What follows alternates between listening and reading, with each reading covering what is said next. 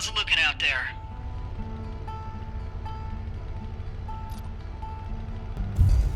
Nothing here, boss. Nice and still. Mostly quiet here. Picking up some light stomping, but I'm guessing we got sorrows on the move. I'll keep my ears on it. Solid copy. Quigs? Actually, I got some unusual particulates in the air to the south of Short Spire. Leftover pressure from last night's duster? I'm seeing it too. Got some thermal noise, but... Alpha, this is Trimony. Return immediately. What's up, Jake? We got unknown vehicles. No IDs, no chatter. Definitely on vector for Short Spire. I think it might be... What in the hell? Warning shots?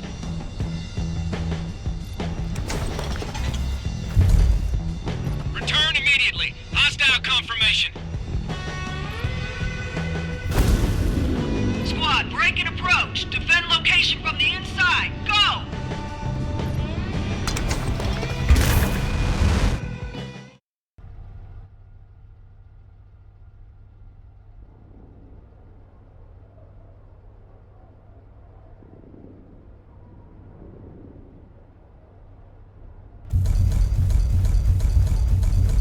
Squad, this is McKinney. Where are you? Clem, I'm not sure what's going on here, but it's happening here in Gamble, and it's happening over in Dirk's Gulch, too. What? Why isn't my squad talking?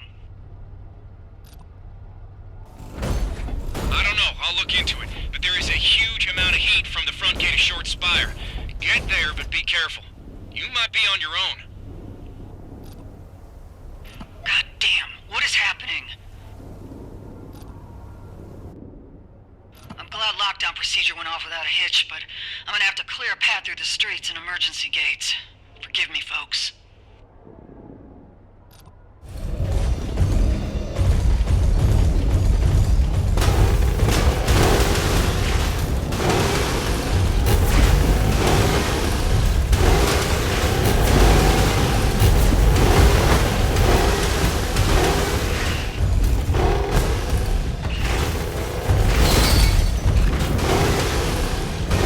Combatants have deployed bots and appear to be in a terror pattern.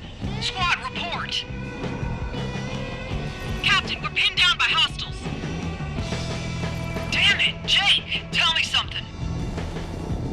Clem, we've got significant amounts of enemy mechanized infantry outside all three locations, and they're scrambling all mech-to-mech comms.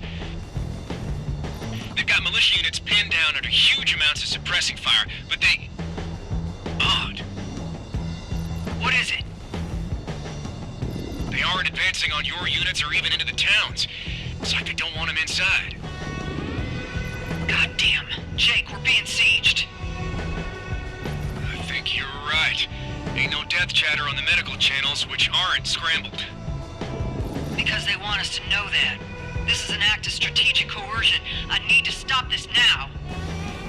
Need to get to the source of this before the Coalition raises the white flag.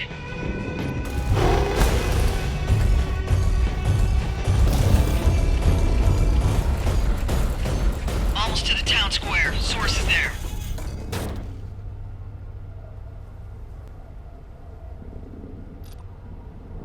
Clem, can you hear me?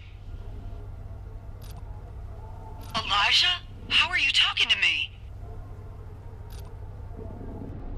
I'm at the Garcias on the shortwave. Got some bandwidth when you pop the jammers. I'm gonna get in their MK1 and come fight. Absolutely not, Elijah. These aren't marauders. These are mercs, and there's a lot of them. You need to leave. Are you kidding me with that? This is our home. Dad never would have just left if this was happening, and you know damn well you wouldn't either. Fine. Get on the emergency frequency and tell everyone to maintain the lockdown and that I'm dealing with this. Do not get in that Raptor or I will kill you myself before they do.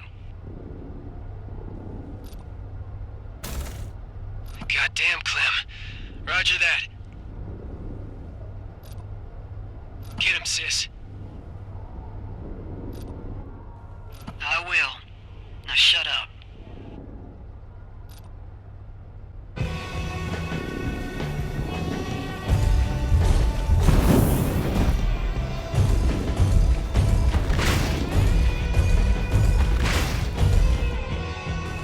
These sons of bitches got floaters deployed in case all this goes south for them. Have to get rid of these two, and I know damn well they're gonna shoot back.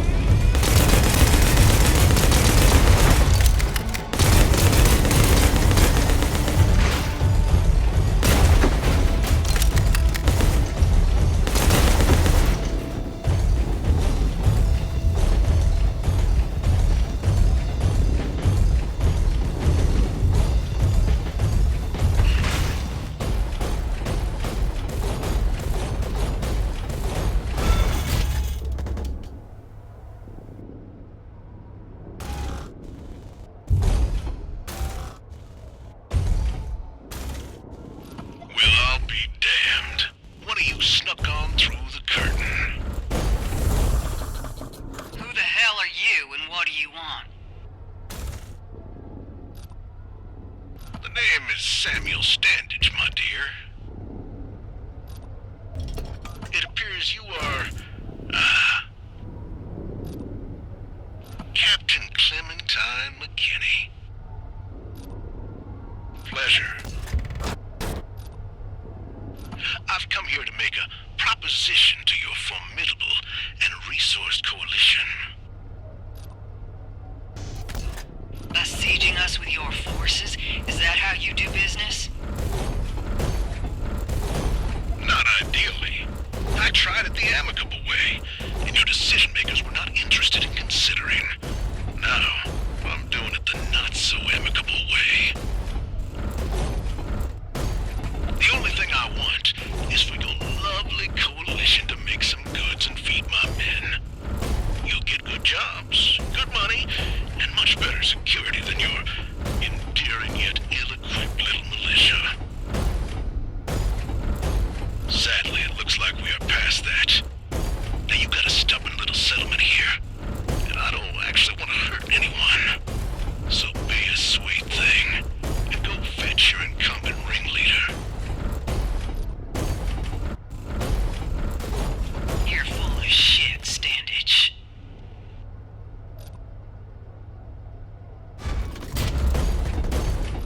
Beg your pardon, miss. You have no intention of doing anything peacefully. You live in 3 inches of blood and bullshit, and I can smell it through your hatch.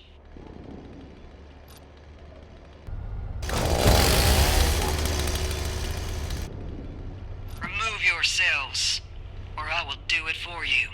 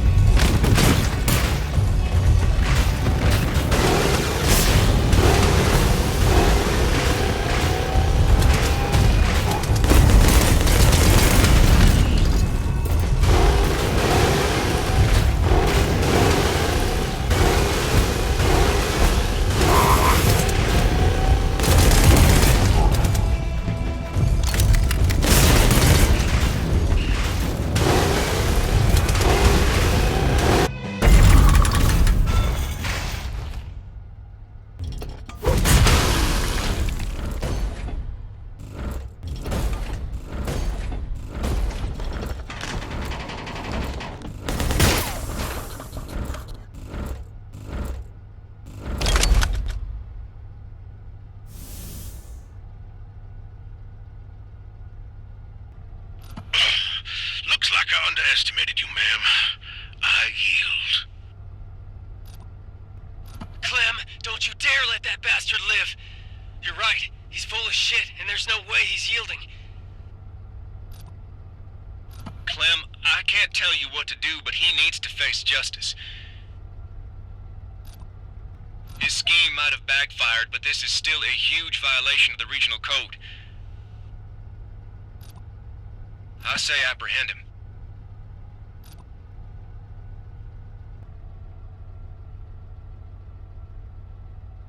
We're not killers or lawmen. We are protectors, and he is defeated.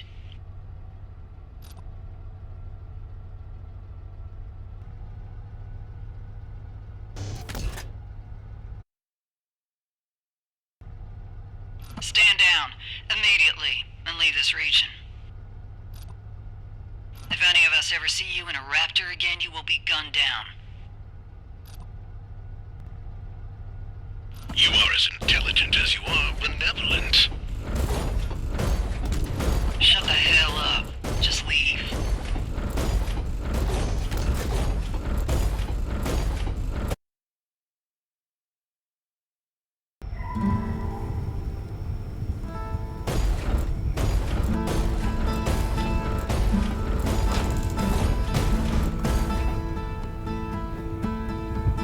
Good job, Captain. I'm worried about him. What if he comes back? Then he will have forfeited the generous mercy I gave him. I've made my decision. Let's clean up. Roger that.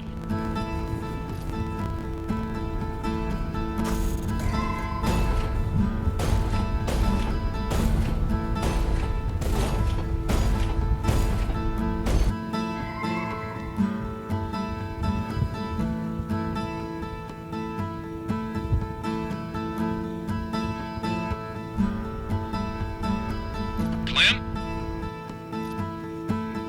Jake, it's Standage. He's changed his vector.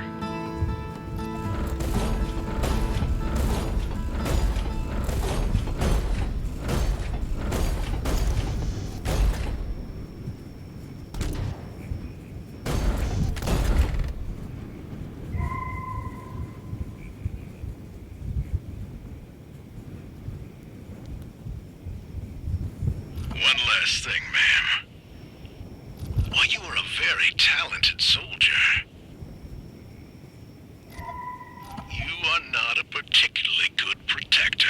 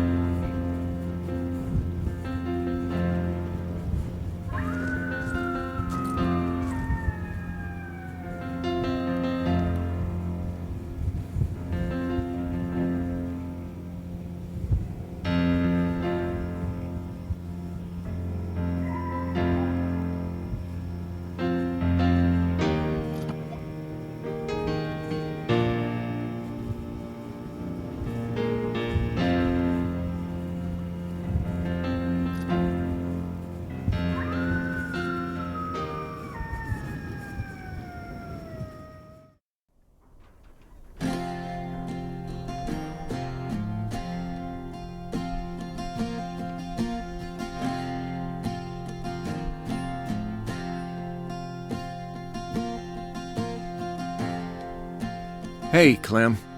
I can't imagine how much you're hurting, even after all this time. And I can't imagine how aggressively you're taking it out on your lungs and liver. I hate it, and I want to help. We just repossessed an old garage and a junky disassembled Mark II. Got a lucrative job, too, just sitting here. You'll have some feelings about it, but I promise it's a good one. All of it's yours if you come to the Red Expanse. I need to not bury you in the middle of nowhere with nothing in your stomach. Please come. P.S. Still looking for Elijah, but you doing what you're doing ain't helping. Marshal Jake Trimony.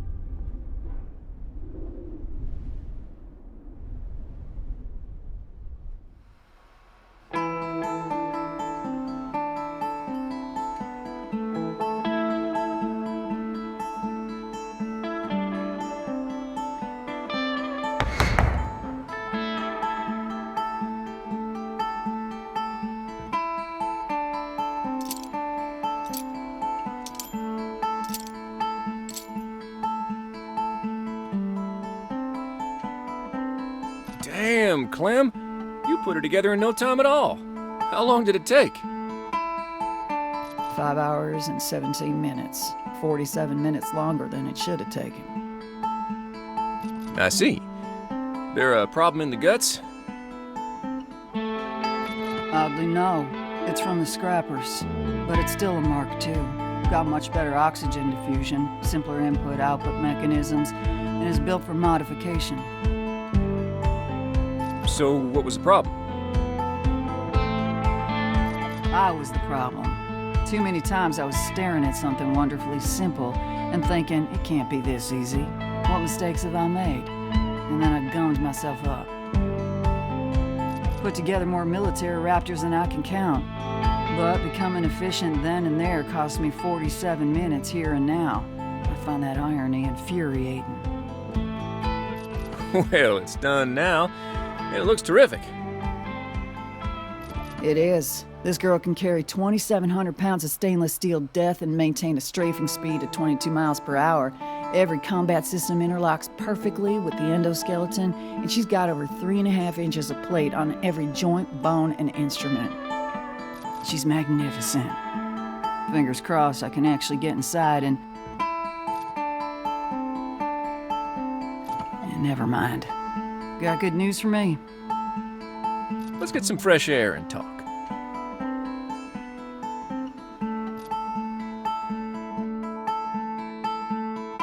This is garbage. It ain't garbage. It's just probationary. You'll be able to pick from a selection of low-risk marks with no one crawling up your crack. Except me. But I'm used to your stink. Low risk, Jake. Which means low profit.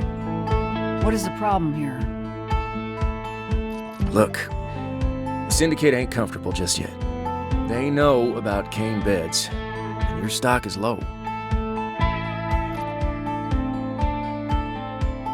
Are you kidding me right now? I came here because you said I'd have actual work.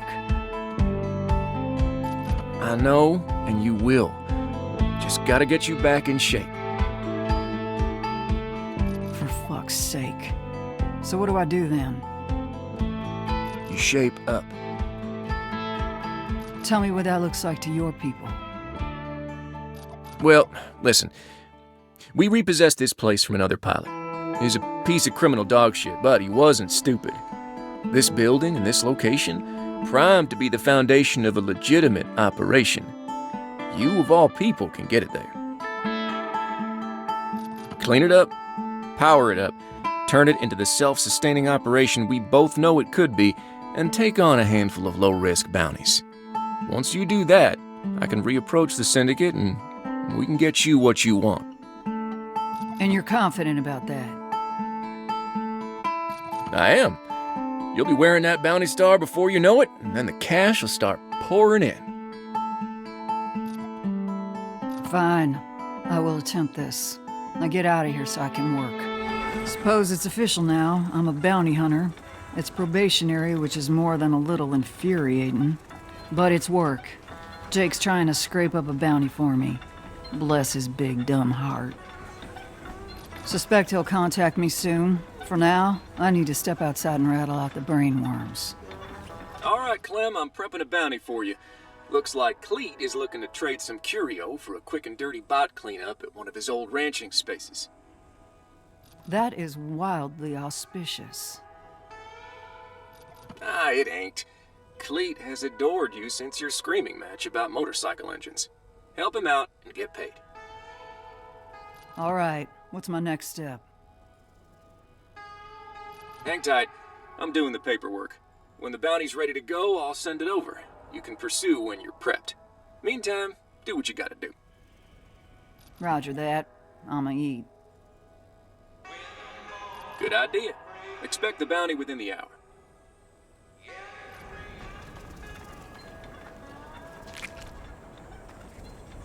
I want some corn for this meal. Now's as good a time as ever to get that merchant terminal up and running so I can put in an order. I've got a battery I can use.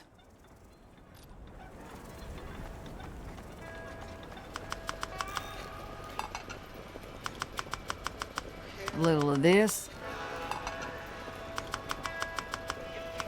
A little of that. Done and dusted.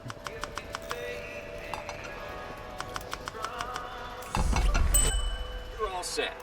I've sent over the bounty and you can accept and pursue whenever you're ready. Copy. Be safe out there, prickly pear.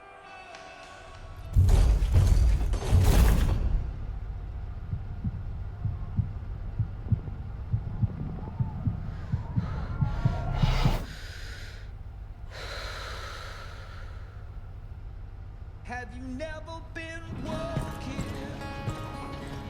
Yeah, and time set free to walk on my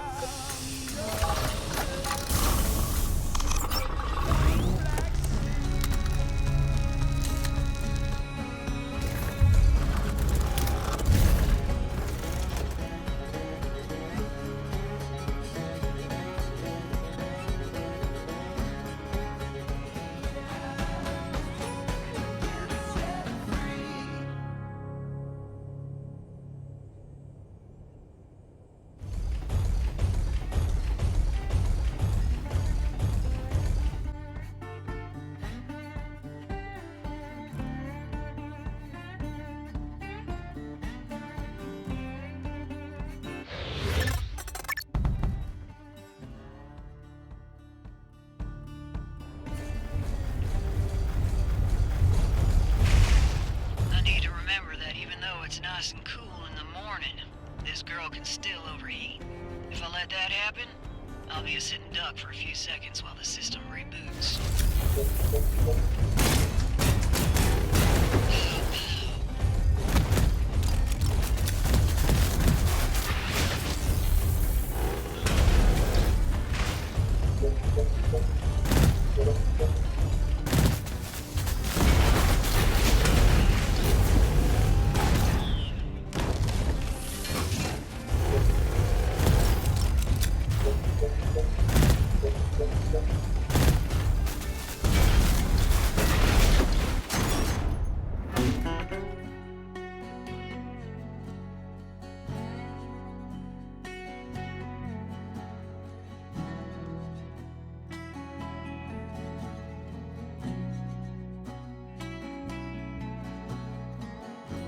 Howdy, Journal.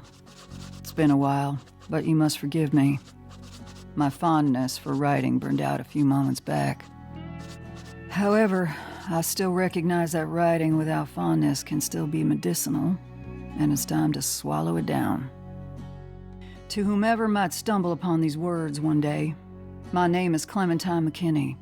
I go by Clem. I was once a soldier, and a protector, and a sister. But then I messed up, and now I'm nothing. I tried to just fade away in the middle of nowhere, hoping all memories of me would become dandelion seeds on the wind. But I underestimated the cruelty of an empty stomach and couldn't turn down my friend's food. Now here I am in the Red Expanse, doing the one thing I've ever been good at. Tuning war machines and then using them to make death. If you stare into the long braid of cruel ironies, that is my story. It is fairly obvious that my destiny is to fire bullets. Fingers crossed I can put on a star and hijack enough coin from the incompetent law that I can slide on past here and into the next abyss, cash in hand. It's barely a teaspoon of hope, but it's still hope. I should...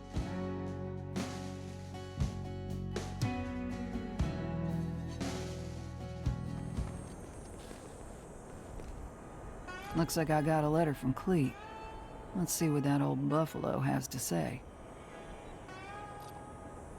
Howdy, Clementine. I really appreciate you helping me out. Well, I'd love to restore that old corral and keep some beef there, but bots and smugglers like it too much. Now that you're on the job, this might actually change someday, but only if you stay frosty. With that being said, there's a little nook just south of your garage, right past the old exit 4 turnoff. You're welcome to use it any time as an exercise space for that raptor of yours. Cleet. Oh, P.S. Saw this at the thrift and thought of you. Please take it.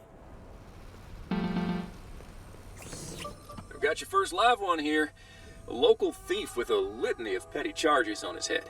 Most recently, he made off with a few carts of goods from the Moonlight Ranch Company, and they've posted the bounty. You got a location? Him and his gang seem to have made camp at Coyote Wash. Sounds simple enough. Not so fast. He's wanted dead or alive. Dead is fine, but alive means more in your pocket. If you don't have a chain binder on your raptor, now's the time to rectify that.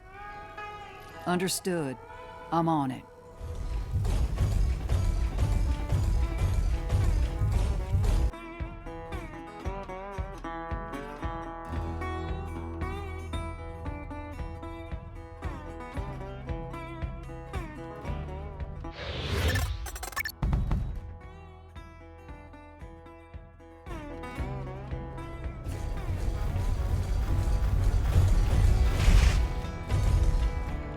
Now that I'm out in the hot afternoon, I need to be extra careful about heat.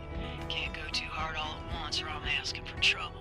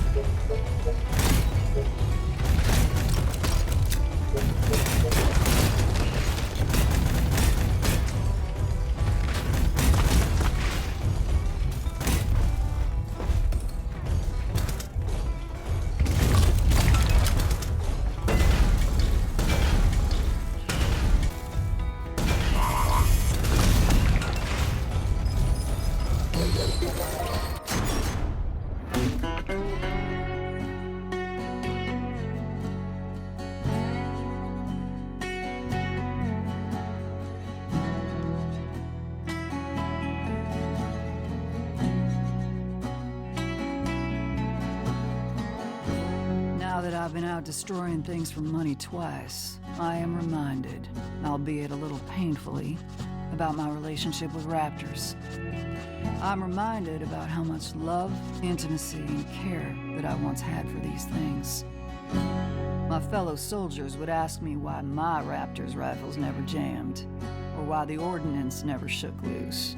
What those dumbasses didn't understand is that I'd be in the garage with my beast until the oil burned out, and I wouldn't go to sleep until it was purring like a kitten on the diagnostic chains. I loved every bleary-eyed moment of it.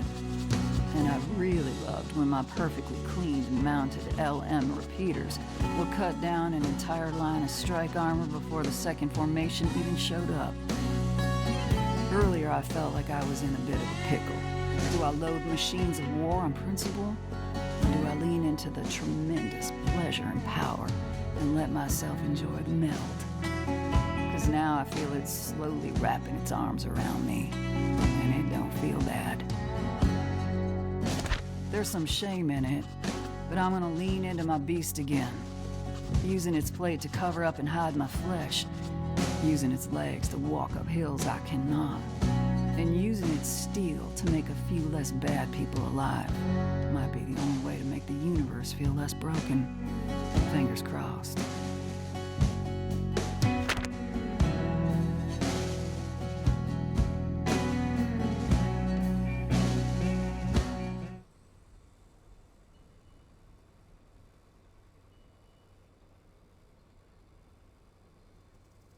I can be mad at this place that I don't want to be in all day long, but it sure is tough to grit my teeth when it's got a nighttime that looks like this.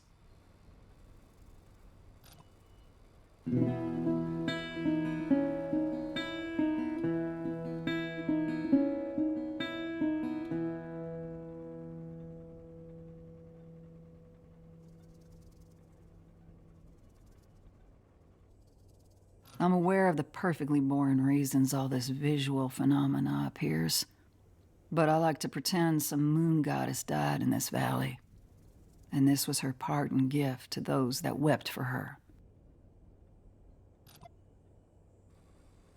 It'll never get old. Now I've done enough for one day. Time to apply a fresh coat of drool to my pillow.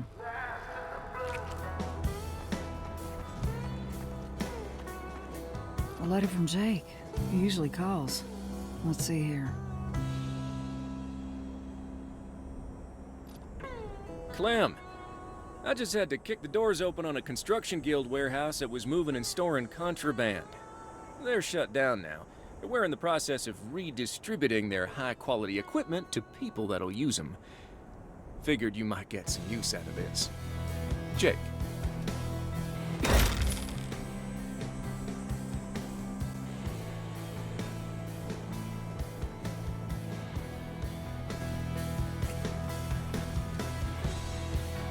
Well, I ain't gonna sit on this workbench upgrade plan. This is what I'm doing for now, and I won't be able to do it for long if I rest on my cheeks with yesterday's tech.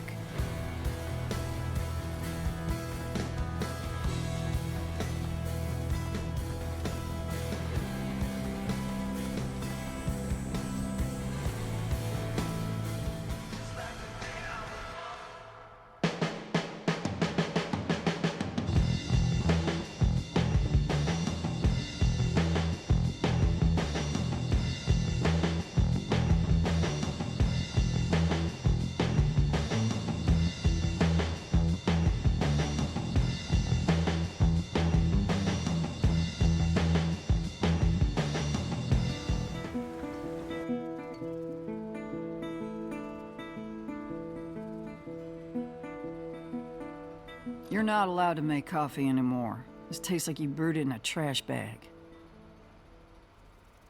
Hey, I know my coffee is unterrific, but I am a high-ranking officer of the law. I have deputies that make my coffee for me. I am not at the appropriate consciousness level for conversations with bureaucrats. No shit. That garden could really be something. If you're wanting to push your coin, you could get some corn and some beans going at the very least. Maybe some citrus, even. I was thinking the same thing. As much as I'd love to just order all my food and spend that cooking time on my Raptor, that's no way to treat a stomach. Exactly. And hell, You get some clean plant water going, and there ain't no good reason you can't also have chickens. You got plenty of room for some coops and even some incubators. Pump the brakes. I moved into here 3 seconds ago. I understand you don't want to be in Rosewater Bluff around all them despicable good folk, but this place has space to spare. Cultivate it. I don't disagree, Jake. One thing at a time is all I'm saying. All right, fair enough. I'm just excited for you, cowgirl. Anything interesting going up on the bounty board today? Yes, actually. A burner and his crew, all wanted for a disgusting myriad of crimes. We believe they sleep off their benches up at the Ararat Hotel. Burners? That's rightly horrifying. Absolutely. I wouldn't let anyone outside a Raptor anywhere near one. Now, I'd prefer him alive, but you're the professional. I'll take what you give me. Roger that. I'm gonna head out, Prickly Pear. I'll have your bounty on the board today. Great work out there. When you caught your breath and feel like going back out, I got a good one for you. Hit me. Well, the mark isn't particularly interesting here. Just a standard gang of lawbreakers, but the place is. You'll be headed to the grave, Tanks. That farm down in the grasslands? You got it. It's called that these days because it's cursed real estate. The father of the last family that owned the property got real deep in gambling debt.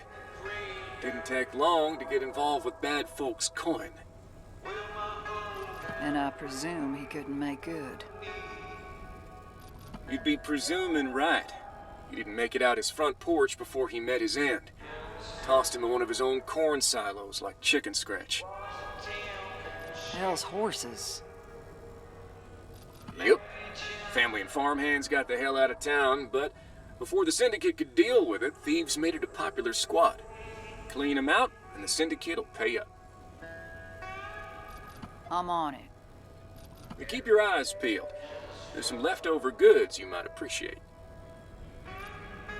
If the Syndicate is letting Jake offer this to me, it means they're easing up on their misgivings about me. That's good news for my wallet.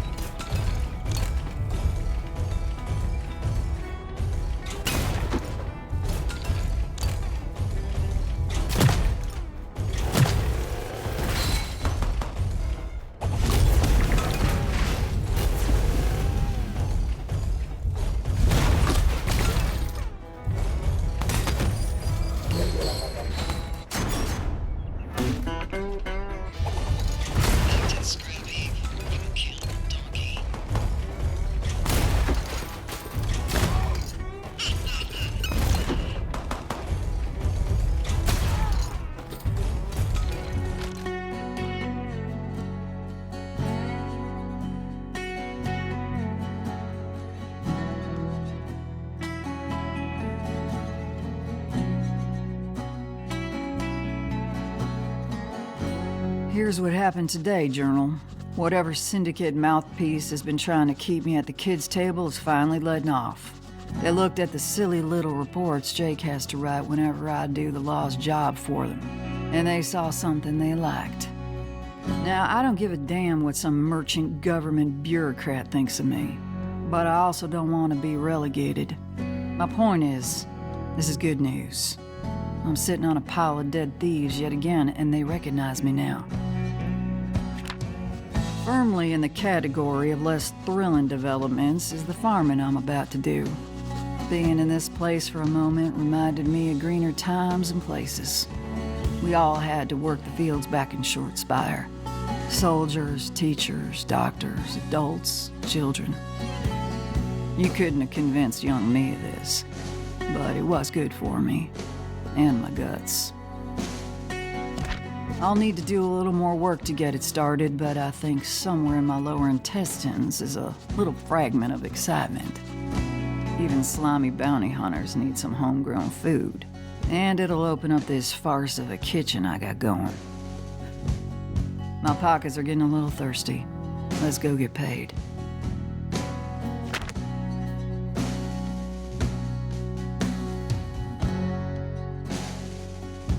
Yate Clem.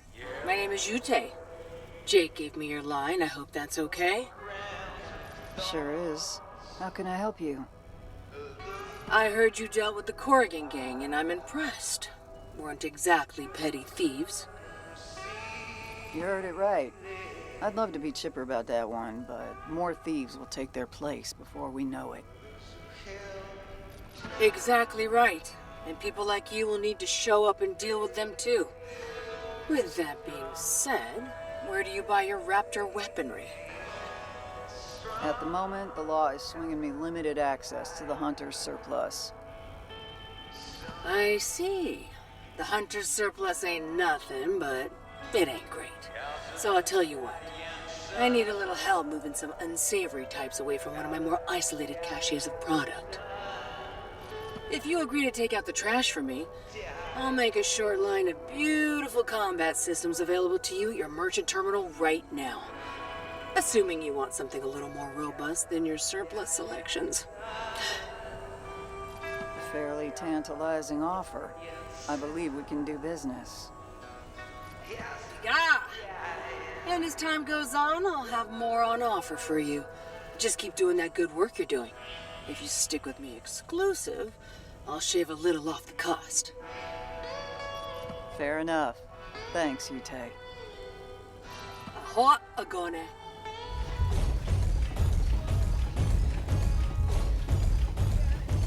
Set free to walk a mile on the ocean of the dark black sea.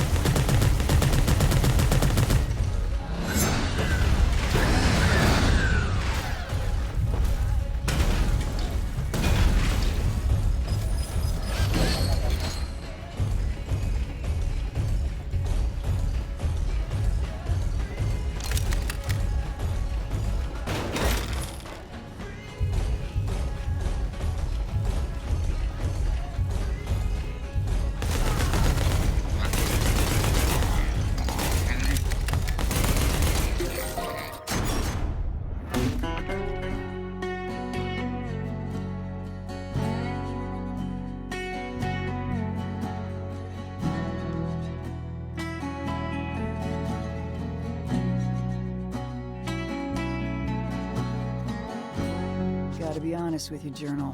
Now that I'm back in the beast and starting to make some curio, I'm more than a little excited about the prospect of new toys. Back in my war days, nothing took the edge off a grueling day of arbitrary hierarchy. Like taking a hot bath and assembling a Cagney FTF auto pistol, or rebarreling a Raven X artillery platform, or cleaning out a Chevelle repair mechanism.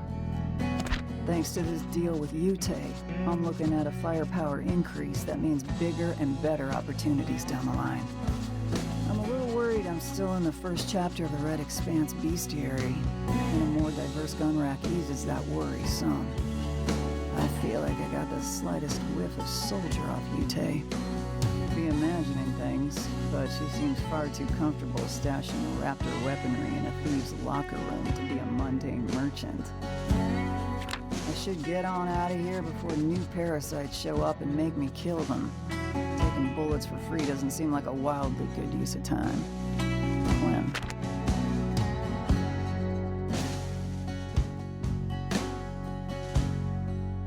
So, little Gecko's told me you just did a job for one Ute Attikai. Is that true? She didn't give me her last name, but I can't imagine we're not talking about the same Ute. There a problem? Not at all. I'm glad she reached out to you, actually. Oh? Why is that? Her wares are very high quality. Even we buy from her sometimes. But mainly, she's a sharp and interesting person you're destined to like a whole lot. I don't need a new friend. Yes, you literally do. But I'm not telling you what to do. I'm just putting it on the table and asking you to keep your mind open. All right, Jake. Got anything else for me? I will soon. Hang tight for a couple days. You're getting awful close to that star, and some exciting new things are about to hit your board. Understood. But while I'm waiting, I'd like to get some greens going. Can you swing me access to the Gardening Guild Marketplace? I certainly can, and I'll do it for you right now. In order to start growing greens, I gotta get a plant bed going, so I have a place to cultivate and harvest. Now, I remember how to make short spire plant beds, but I've always wanted to build the Red Expanse type. I can buy a blueprint or buy pre-assembled thanks to my Gardening Guild access. Red Expanse plant beds are unique. A uranium-rich region, these beds use a specific form of highly radiated soil. It's a dangerous and fascinating method.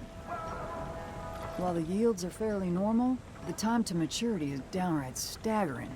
Hours to days, depending on the crop. Low rate of mutation, too. They're a little too dangerous to use in farms, but for the home grower, they're incredible. And they can be upgraded. Let's get growing.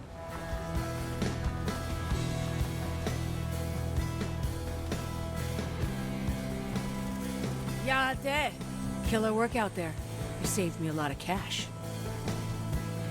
Sure thing. You weren't bluffing about your pieces. High quality goods. Genuinely reliable. Oh, hey. What can I do for you? As with all new clients, I'm here to thank you to your face, size you up, and put a gift in your hands.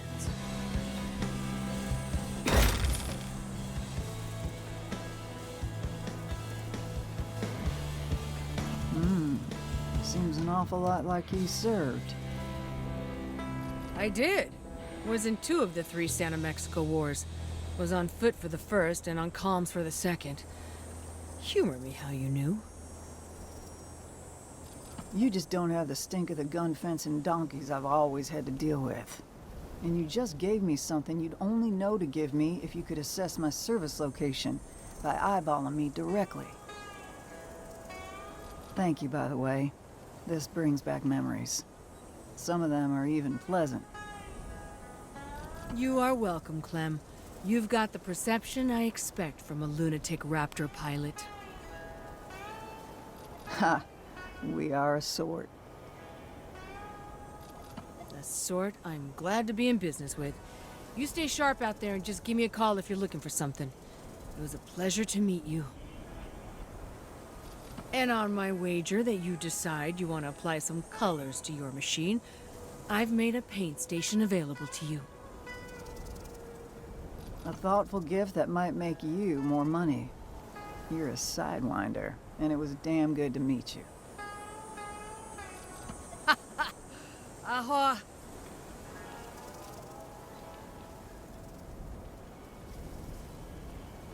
Ute knew I'd want some colors on my beast, and she was right.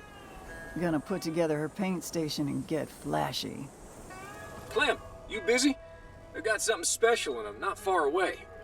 Can I drop in and hand it to you? Sure thing. I'll be in the garden. Come on back. Roger that. See you shortly.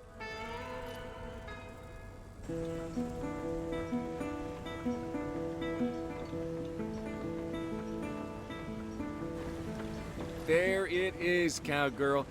Just got the word last night and the badge this morning. Didn't think I'd ever have an insignia on me again. I know. I'm sure you got some feelings about this. If it helps, it does not need to be visible, so tuck it somewhere safe.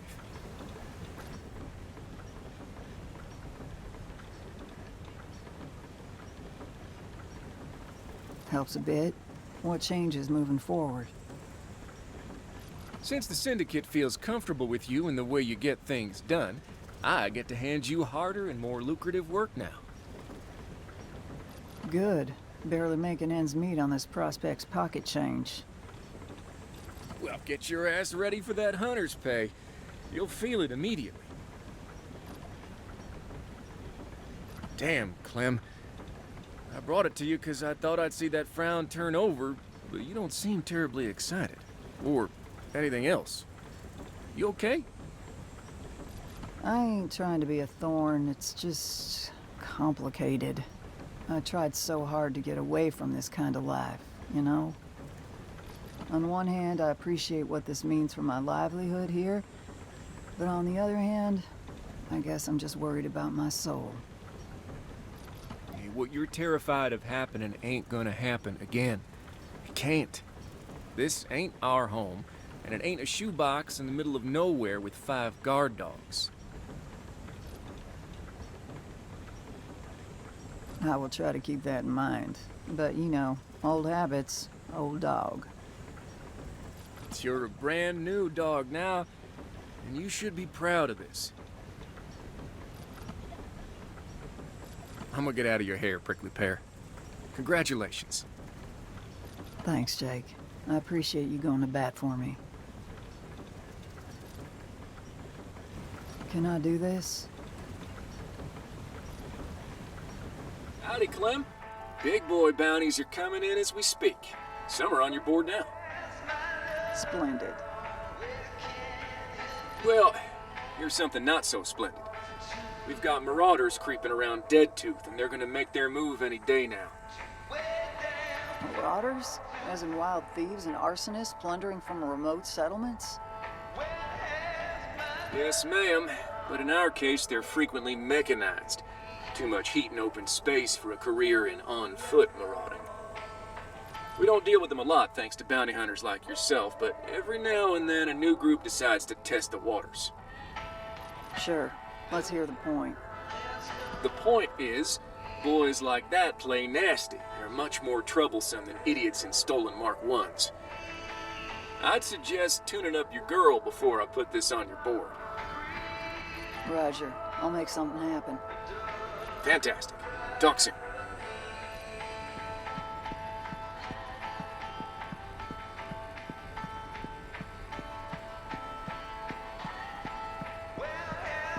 Things are about to get a little harder for us, lady. I'm thinking we need something here. Something to give us an edge. You got any ideas?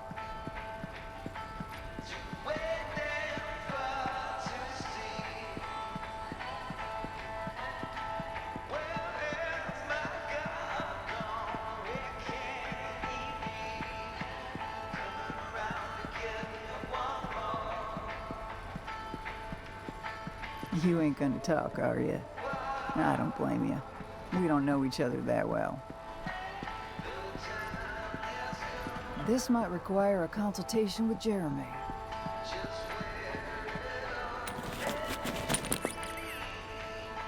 Howdy, Jeremy. Been a while. I'm sorry about that. Been a little out of sorts. But I could really use you right now. I got an idea, but there's a hole in it. I want to bring 2 raptors into the field with me, but I can't do that. What I can do, I think, is bring more equipment. Problem with that is that I can't have a magnetic rail too close to the engine CPU. But moving it away means the sockets are now off the motor mount and onto the hips, or in the way of the vents. It's a pickle, Jeremy, and not the delicious kind. Hell, would be fine if I just didn't need a rail.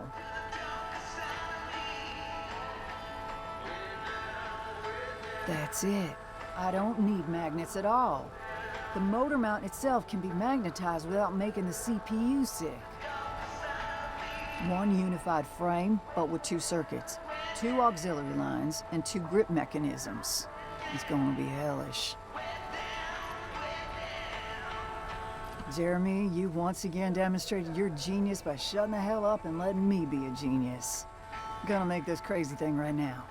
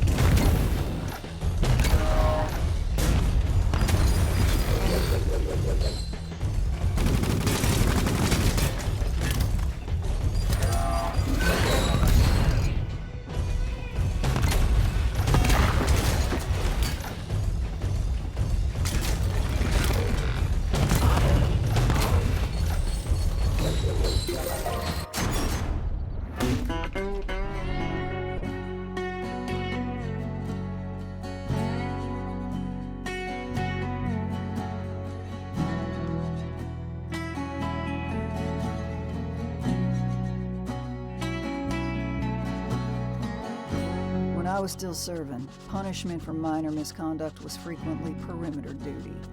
As a brazen and volatile private, I was made to do this many times. On the surface, it's an exercise in managing demoralizing boredom. But in places absolutely sick with marauders. All of Black Front, the northern side of the Nebraskan fault line, and of course Yellowstone Reach. Perimeter duty is now a trial by fire, in which unsanctioned combat inevitably hits you. If you were a rabid dog like I was, one of 2 things happens when marauders first step over your line. You either succumb to your own unmanaged emotions and go down hard, or you finally have other dogs to play with, and you play. Tempering myself in this unhealthy way likely secured my military career. Point is, I fought and broke more marauders into pieces than I could possibly count. They're a type. Vile men in stolen equipment. Codeless. Outdated. And senselessly wild. Likely on account of desperate hunger and thirst. I'd feel bad, but they made their choice. Thing is, I ain't ever in my life fought marauders like this. Either these are the most experienced and talented wild men I've ever seen, or something simply ain't right here. It's like that toothy itch I get when some adult boy is trying to square up on me over beers. Only the opposite. Very tough cookies trying to look like they ain't. But ultimately, I don't care what they are. I'm just penning this now so I can shove it in Jake's face when I'm right. If these animals persist, I'll make a fortune on them, which means I'm out of here, even sooner than I had hoped. Clem.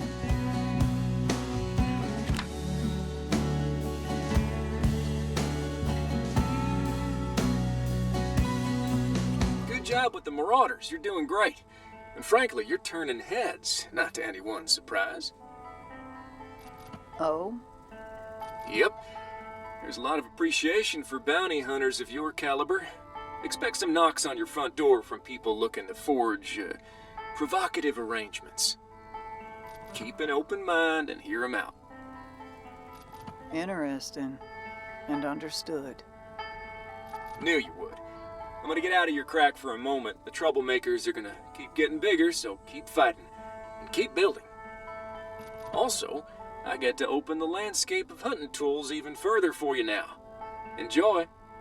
Copy that.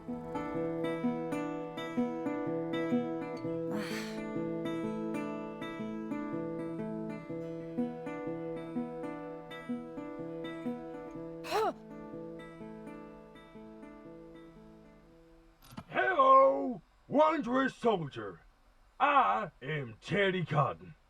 I have something for you, an astounding thing, a thing you won't believe. What in the hell?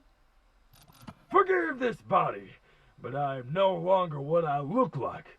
This is just a cruel illusion.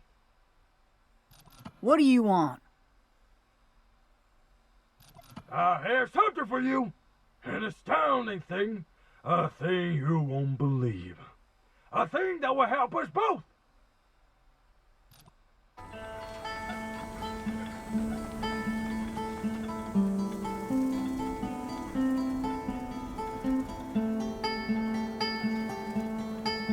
Thank you for obliging me. You won't regret it. My name is Teddy Cotton. And you have a thing for me? An astounding thing? Exactly! Your intuition penetrates the psychic veil between minds. You explicitly told me you had an astounding thing, Teddy. Exactly! Let me ask you this, Daft Hunter. What is the problem with memories? I would say their unreliable nature. Exactly! Your analytical mind runs the very sausage of the universe into manageable slices. Thank you. Memories are so unreliable because despite being formed in a three-dimensional reality by three-dimensional minds, they extend into extra-dimensional space. They have wrinkles and folds and branches that can forever remain in darkness, no matter where we shine the light.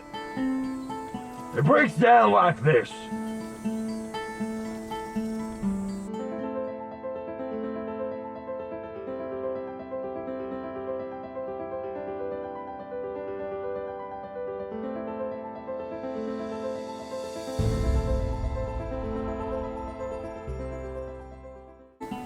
And that's why non-Euclidean consciousness has 5 to 7 unique vertices in separate, undetectable shadow pockets at all times. While that did cook my brain a bit, I think I'm with you. What can I do for you? Take this astounding thing!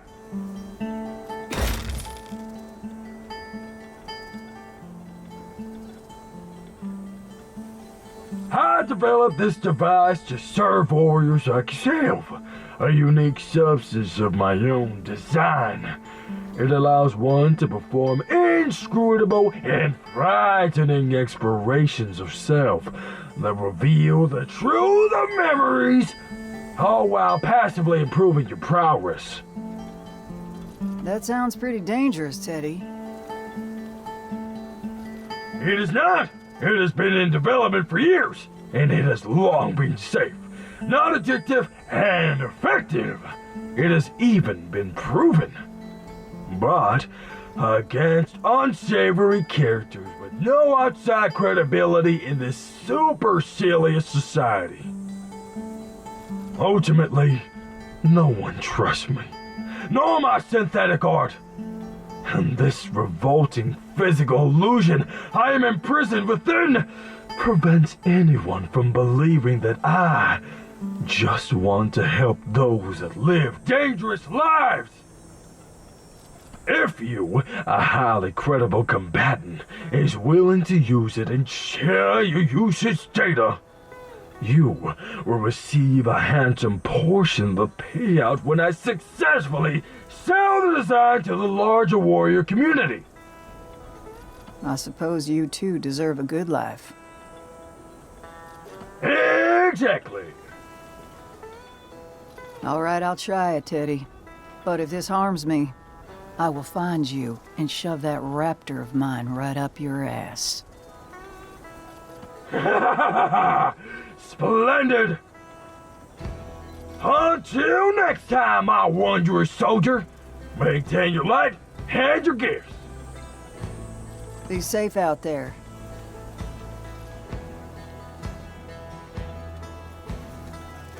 characters in this place. Good lord.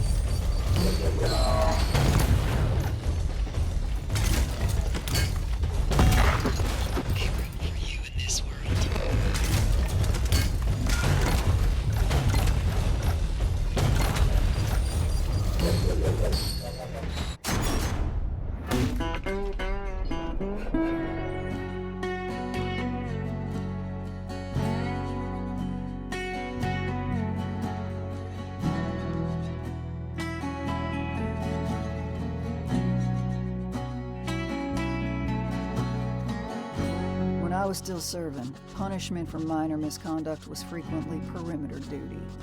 As a brazen and volatile private, I was made to do this many times. On the surface, it's an exercise in managing demoralizing boredom. But in places absolutely sick with marauders. All of Black Front, the northern side of the Nebraskan fault line, and of course Yellowstone Reach.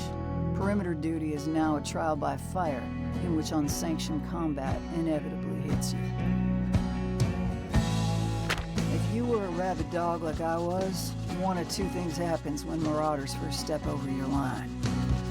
You either succumb to your own unmanaged emotions and go down hard, or you finally have other dogs to play with, and you play. Tempering myself in this unhealthy way likely secured my military career. Point is, I fought and broke more marauders into pieces than I could possibly count. They're a type. Vile men in stolen equipment, codeless, outdated, and senselessly wild. Likely on account of desperate hunger and thirst. I'd feel bad, but they made their choice. Thing is, I ain't ever in my life fought marauders like this. Either these are the most experienced and talented wild men I've ever seen, or something simply ain't right here. It's like that toothy itch I get when some adult boy's trying to square up on me over beers. Only the opposite. Very tough cookies trying to look like they ain't. But ultimately, I don't care what they are. I'm just penning this now so I can shove it in Jake's face when I'm right. If these animals persist, I'll make a fortune on them. Which means I'm out of here, even sooner than I had hoped. Clem.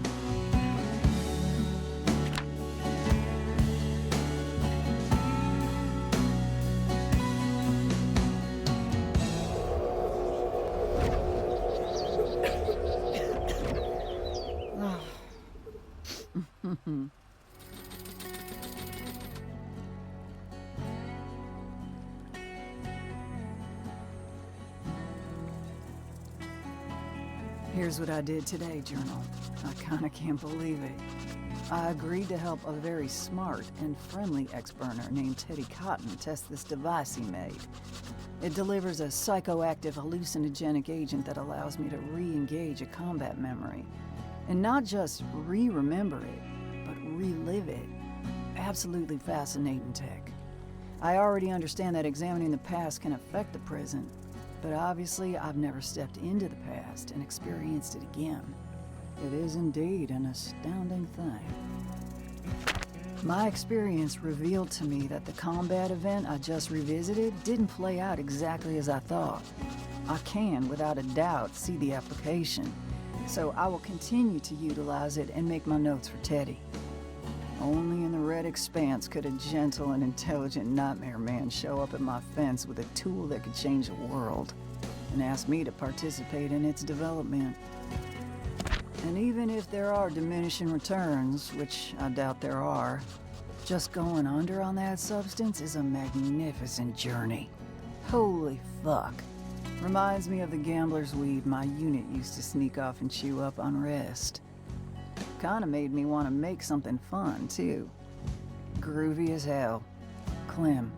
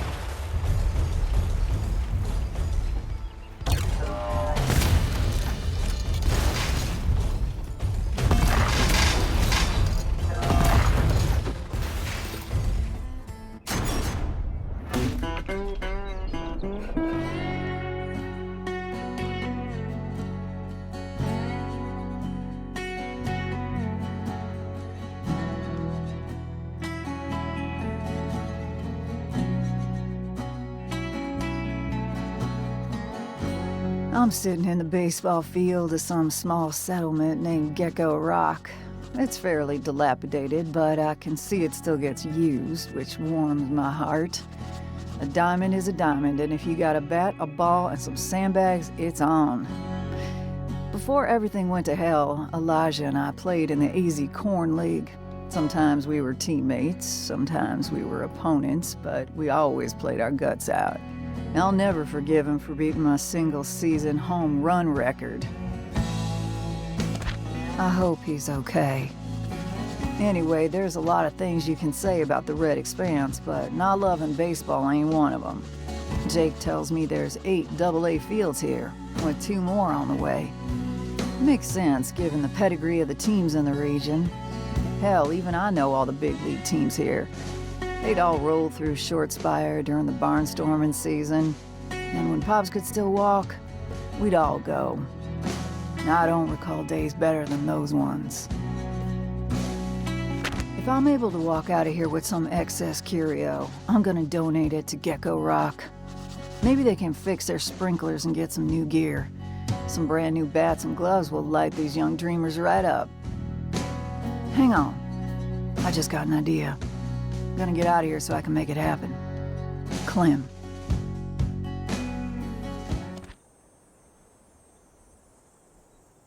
Howdy, new customer.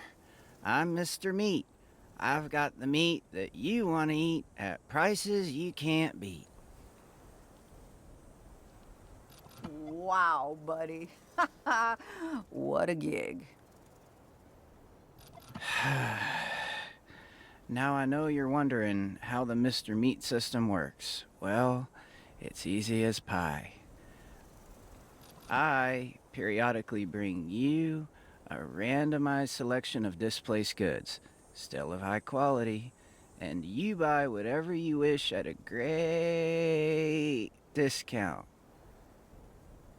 My God, drop the act. Okay. What's going on here? You obviously didn't choose this. It's part of a rehabilitation program. I was being tried for theft and I yelled at the judge.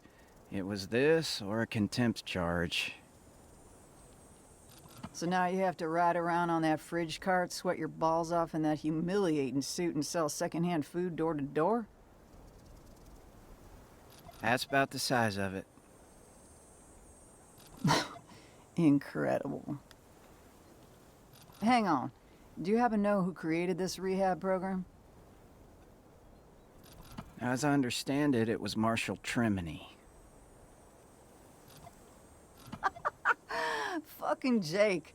I owe him a beer for that laugh. Holy shit. Are you interested in these goods, ma'am? Yes, thank you. Hey, I know you didn't hurt anyone. Jake would have you rotting behind bars if you did. Correct. I was just trying to make money. I realized I was in over my head, but before I could leave the gang, we got destroyed. Well, that'll happen. Who got you? You did. Ha! Well, you got twice lucky, kiddo. I rarely miss, and believe it or not, you're in that suit because Jake believes you got a future. Do you understand? I do. Keep coming back and keep behaving. I'll let Jake know you're good. Maybe we can get you out of that suit a little early. That is my intent, so I would appreciate that very much. Take this.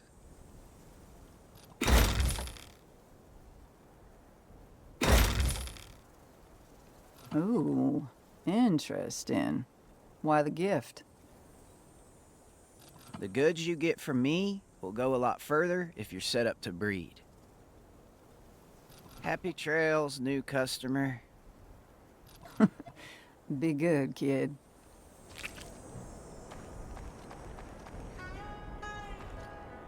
Yutei sent me a letter. Let's see here.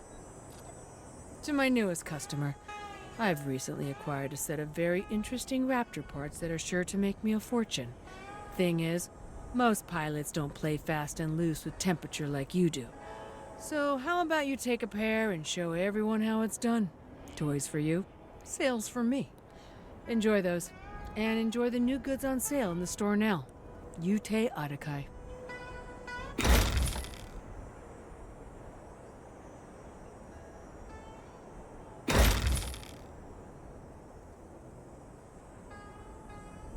I've heard of these. How exciting.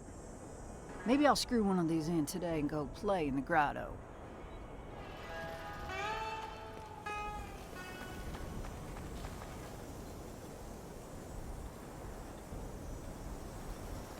Howdy, Miss McKinney. The name's Jasper, and it's a pleasure. Well, hi there, Jasper. May I ask why you're suited up? Oh, don't mind this old thing. I'm sealed in, just like all Raptor drillers who do deep mining. Keeps us safe from poisons and collapses. That much I knew. But this ain't a mine. True enough. Unfortunately, a highly unique mechanical problem has got me locked in nice and tight. The suit don't come off. Goddamn, Jasper. I'm sorry to hear that. Oh, it's no problem. It's actually been years. I'm used to it, and even enjoy my enhanced strength and stature. Well, I can understand that much. How are you alive, though? Easy breezy. I drink the clean water from the hydro, which I managed to route into the cockpit. There are plenty of merchants willing to slip some food and drink into the charging hatch, so eating is no issue. And as you certainly know, driller waste management is top-notch on account of our long extractions. That all makes some very unusual sense, but sense nonetheless. But I'm not hearing how you stayed fueled up, and I'm guessing that's why you're here. It is. I had fuel, but you took it out when you crashed into the Skytown gang. Ah, shit. Hey, you did a good thing. Those were very bad men, running a very bad operation. I'm grateful they're gone, and happy to be free of them. Now, I've acquired a claim to an old white hydrogen mine not far away. I see. And I'm guessing that white hydrogen mine is full of old mining bots that won't let you work in peace. That is correct. But I ain't asking for a handout, Miss McKinney. I will pay you for your time, and give you an upfront gift from that wretched Skytown gang. No gift necessary, Jasper. I've got this. The money will do. I'm sensed. I can see this place becoming something very important, and this will help.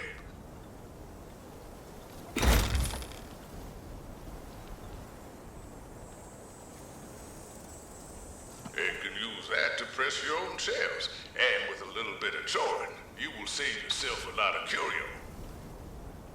That's much appreciated. I'll clean up your mind real soon. Terrific news. Miss McKinney, it was a delight to make your acquaintance. You too, Jasper.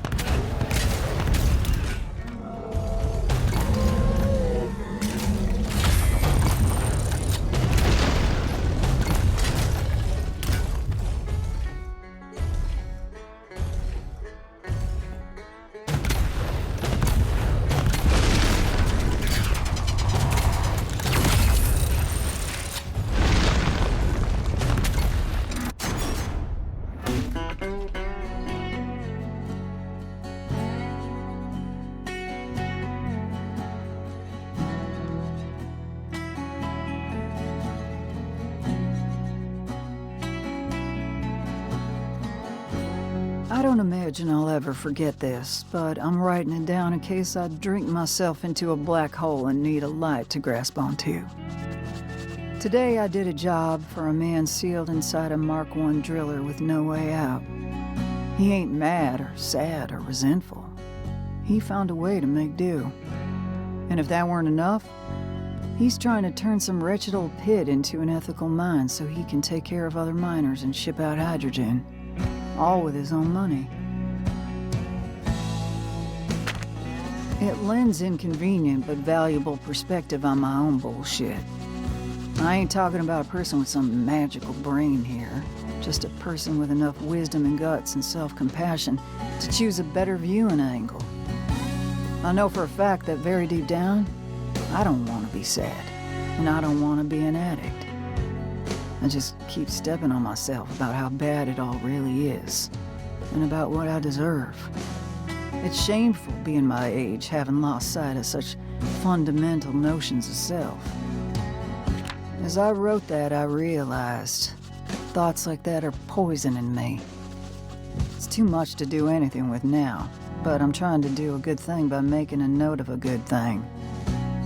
I helped a human make the world a little better. Dear Clem, you helped a human make the world a little better. Now go get paid and let this man start his work. Clem.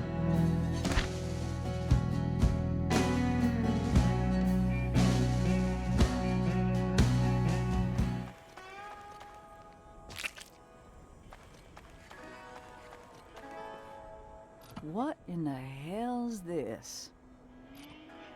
To the vile and stupid Clementine McKinney. I'm a member of an incarcerated group of unfairly convicted criminals you have victimized in your bounty hunter pursuits.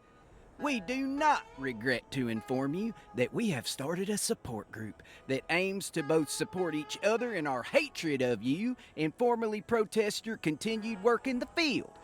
We hate you and wanted to tell you that you're ugly and stupid. That is all for now. Go drink a fart. Love, the Bridgeville Bandits. That's weird. I don't remember busting up a gang of 15-year-old boys. Who gave these clowns pens and paper? Hey, Prick the Pear. See you left a message for me last night. What can I do for you? I want to go big on this place. I know what it looks like, and I know what I need to do. But I'm gonna need a higher clearance at the merchant terminal. Can you swing that? Hell yes, my friend. What are you looking for? I want the best food, water, and power I could possibly have. Well, I can't give the highest clearance just yet, but based on what you've been doing lately, I can step it up without even knocking on doors upstairs. And I will do that immediately. Understood. Thanks, Jake. Happy to do so. I knew you'd see the value of that place eventually. I'm stoked for you. Now, you're gonna have access to some better tools, but they'll need a better workbench. Luckily, there's some plans in there for that, too. Copy that. I'm on it.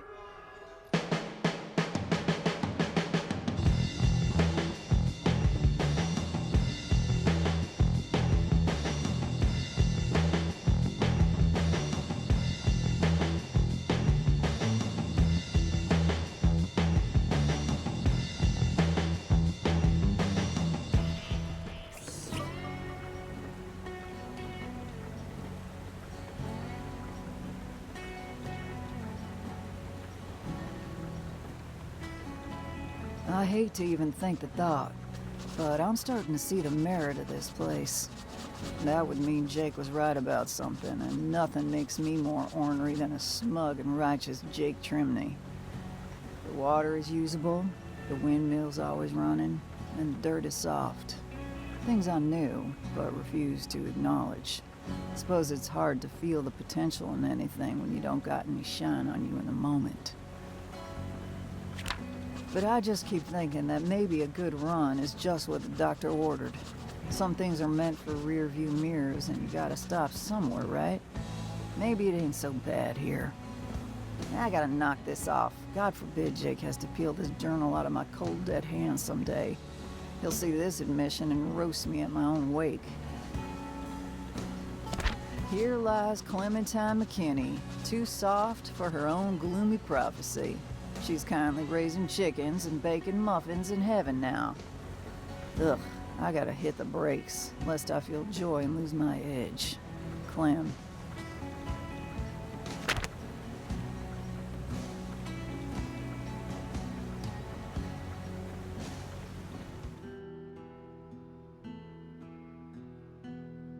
Well, fuck me. It appears I didn't run far enough.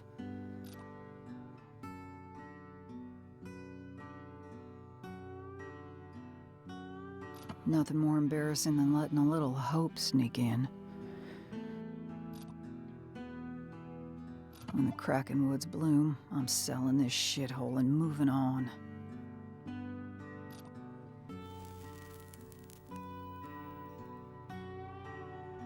Just fuck it all.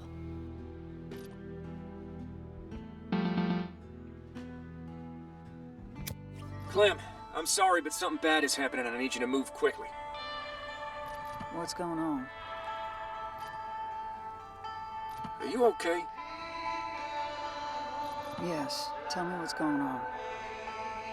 There are copper fish shuffling around outside Thompson Hydro. There's no doubt they're moving on it sometime today. You're the only hunter on the docket I trust with this, and if you agree to pursue ASAP, this bag will be big. Understood. I'll take care of it. And Clem, I gotta be honest, I'm a little worried about what I saw in the combat data in your first fight with them, and what I'm hearing from my guys in the field. These ain't normal marauders. I know. Suppose I'm not surprised. You scrapped with them face to face. You concerned? No. Are you gonna tell me this ain't raising any red flags? I don't know what you're talking about. I see. I can't make you care here, but I do. If possible, try and retrieve a cockpit computer. I know these animals got dead man's charges on their machines, so at least take a look and see if something is intact. It'll help me out. I'll do what I can. Please be safe.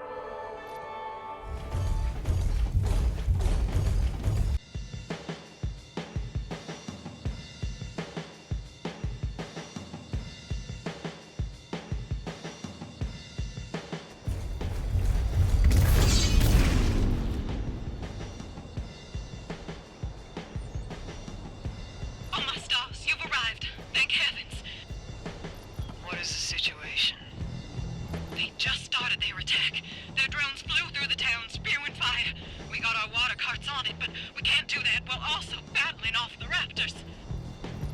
That's exactly what they want. Just focus on the fires. I'll deal with the attackers. Bless you, dear.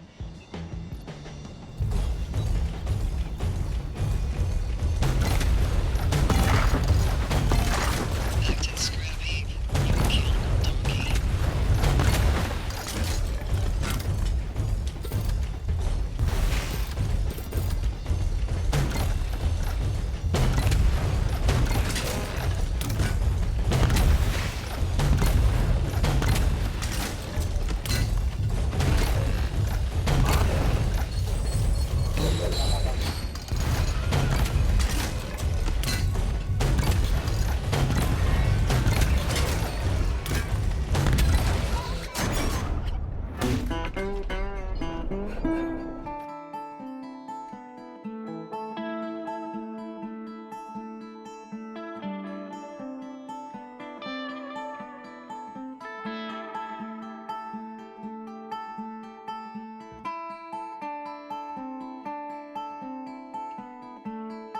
Orders, Captain.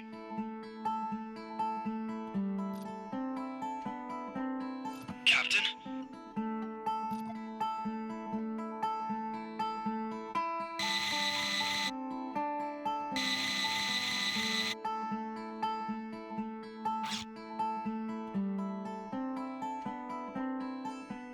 Captain, we need orders. Stand down. We can't deal with her now. She's trying to retrieve a computer that could compromise us. I know, and we'll get it. Just not now. Disengage. Roger.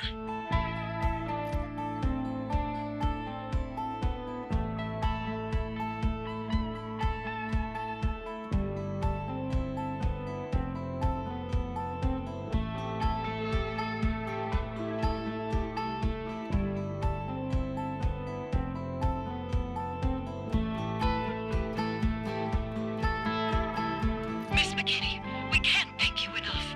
You were a force of nature out there today, and we really... Please report to Marshal Trimony. Tell him it's done. I... understood.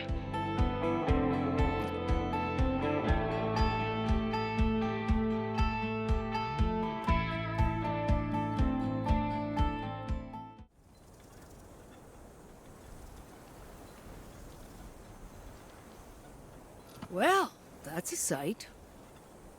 Yeah, fun old nickname of mine. I know. Of course you do. You think I care? Here, take this. It's from a kiddo at Thompson Hydro that watched you save his home.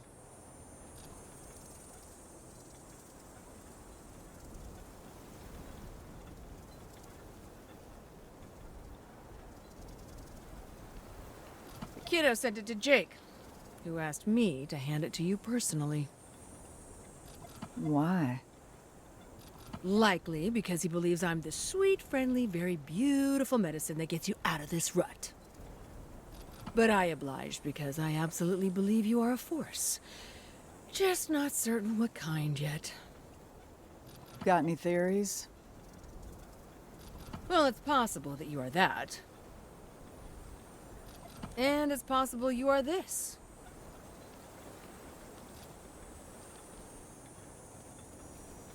My money is on this. But regardless of which one you are, I'll profit. So follow your heart.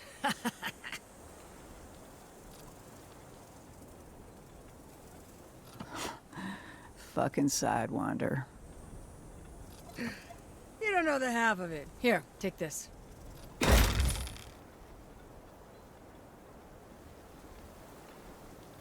Holy shit. This is incredible, but I can't afford this. Consider it an investment. I like you alive, and I know you're good for it. Thanks, Yute. I appreciate you. I know. For now, hang out a little longer before succumbing to your tremendous inner darkness and despair. I will try. Nijoni!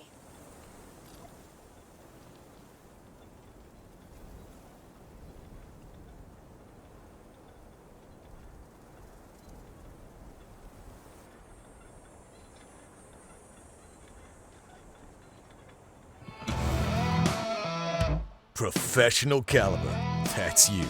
And you need the metal to last. Here at St. Bell Machinery, we believe in integrity, not just of the chassis, but of the self. The Mercurion Professional Engine brings the heat, the power, and the truth to your Raptor. To you. Ride in style.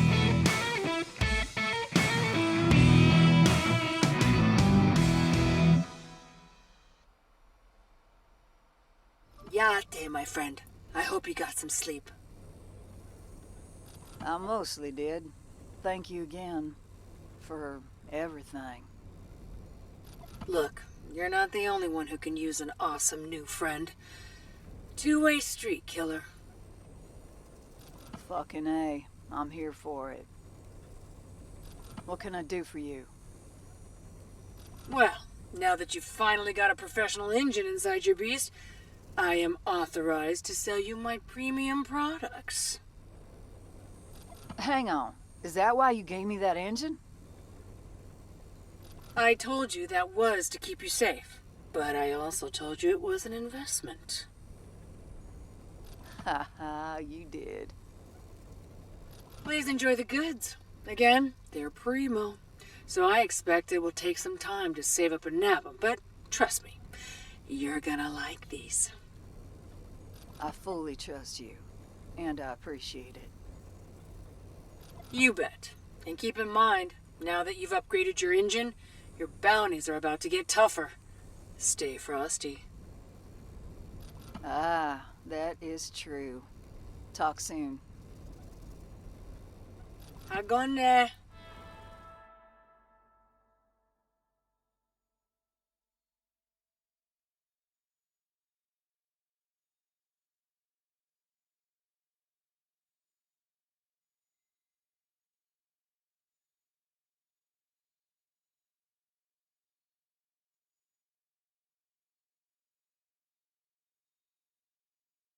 Hello?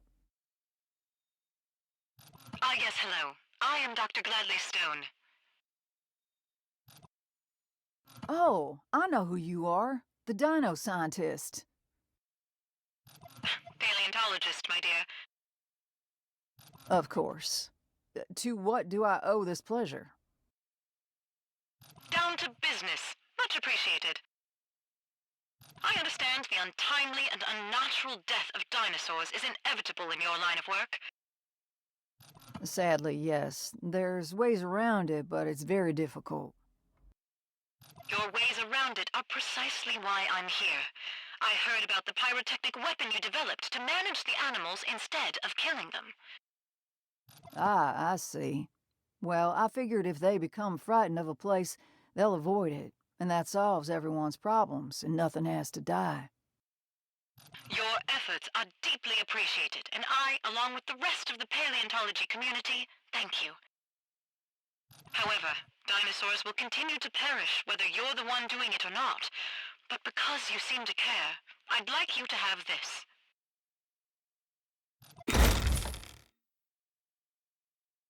Hang on, is this for breeding Theros? It is. And if you are willing to engage in the breeding of healthy Microtheros, you will receive a reward for every successful release back into the wild. You simply have to apply a harmless tag before release, notify my organization of the release, and you will be paid. Why tag them? Simply so we can monitor their movements and assure they are organically breeding upon maturity. I wish to compensate for their inevitable deaths within the spaces we share. These creatures are vital to the Red Expanse ecosystem, and like yourself, I care about them. That is all. You are a hero, Dr. Gladley Stone, and it would be an honor to do my part for the critters. Wonderful news. I have no doubts you'll be a meaningful contributor to the program. In any case, I must take my leave.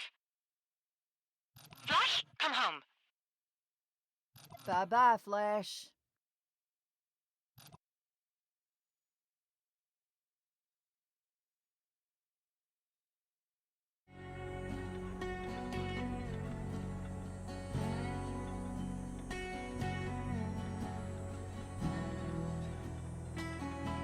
Pops once said that the most obvious cliche with a chronic and tedious misanthrope is a love of animals. Caretaking for beasts is where they hide. He was saying this to my brother, but we all know who those words were for. Well, fuck right off, Pops. I refuse to ever learn that lesson. A dino breeder once came to my elementary school to talk about their job, and Mrs. Neuendijk had to peel me off that poor man. I knew I would do this someday.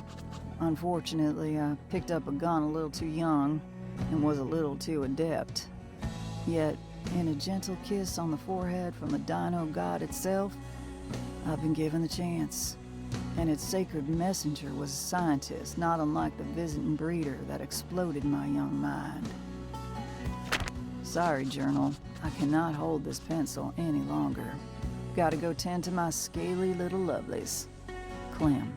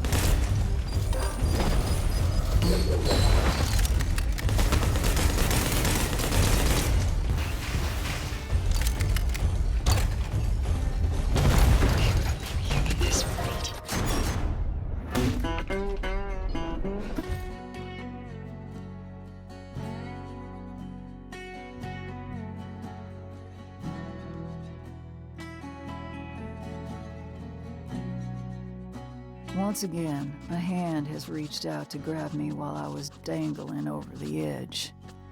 As you know, Journal, Jake did this not long ago when he called me here to the Expanse. But this time, it was Yute, and it felt completely different. While I'm deeply grateful to Jake, his love comes from his heart, he compulsively takes care of everyone around him, and it scrapes my hyper-independent skin. And when I recall the enormous karmic debt I owe him, it inflames the scrapes. But I keep thinking about Yute because it felt like her love was coming from her brain. It was real, but it also felt prudent. And I'm not talking about the silly declaration she made about maintaining a customer. That was funny as hell, but it was bullshit, and she knows I know that, which I like. I guess I'm just happy to have a friend that isn't trying to save the world. We're both toughing it out at the same shitty card table, and the solidarity is palpable. Ain't nothing like a solid girlfriend. Oh, god damn it.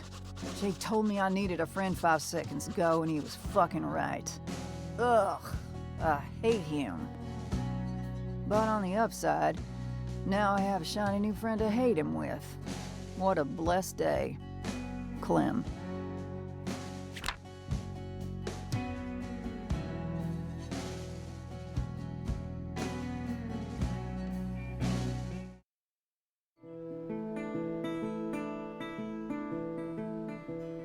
Howdy, ladies. Ya take, cowboy. What's up, Jake? Well, it's this goddamn copper fist computer. We've been trying to decrypt it, but we're out of our depth. Either of you know any unsavory characters who might have the tools to do it? There's a bag and maybe some light forgiveness for whomever is willing and able. That's a tall order. All the hardware in that Raptor was private, not military. Certainly the same is true of that computer. That's what my guys are saying. They can't break in.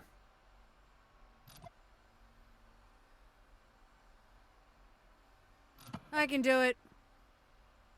Crack a private machine? Should I know how you're capable of such a felony? Do you want my help or not, Piggy?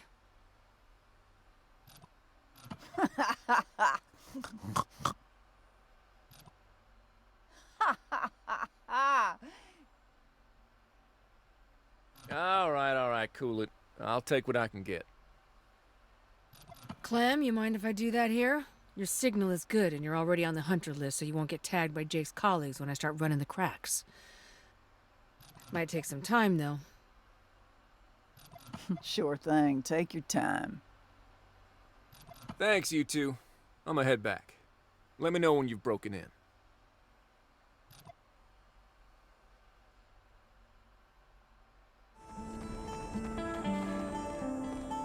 Huh.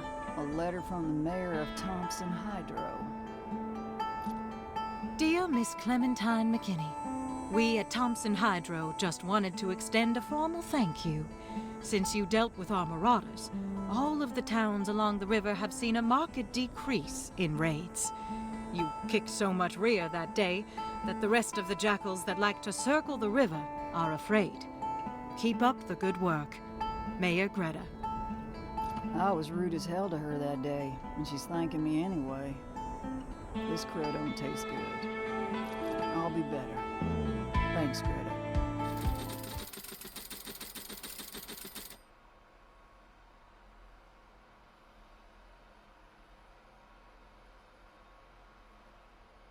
Clem, I'm sorry, but you need to know what we've found. All right. You already know the Copper Fist aren't just marauders. Turns out they're a small mercenary organization trying real hard to look like marauders. Suppose that makes more sense. I take it you found out why? The trouble they've been causing, and the way they've been causing it, has been on behalf of their client. It's destabilization work. Softening. Who's the client?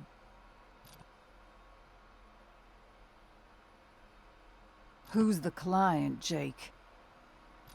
The organizational ID is the Earthen Blade. The client is Samuel Standage.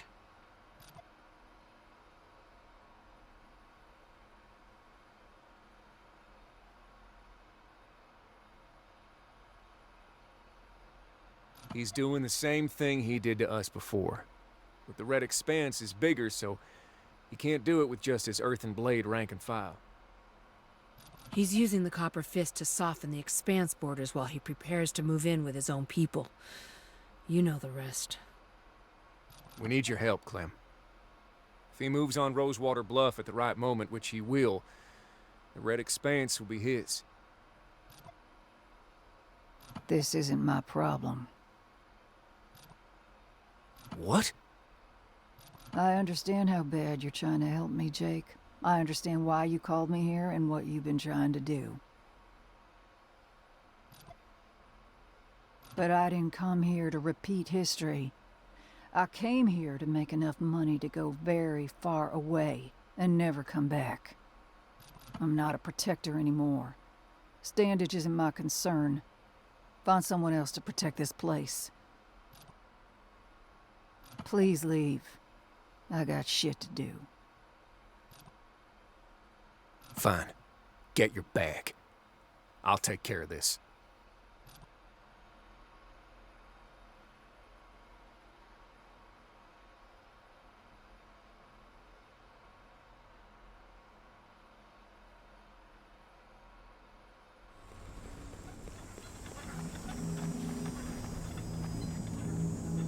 Howdy, dear customer. I'm Mr. Meat, and today I've got... Knock it off. Okay. What have you got today? Actually, I brought you something on behalf of the Gardening Guild, who stocks my cart on behalf of the program. Oh? What is it?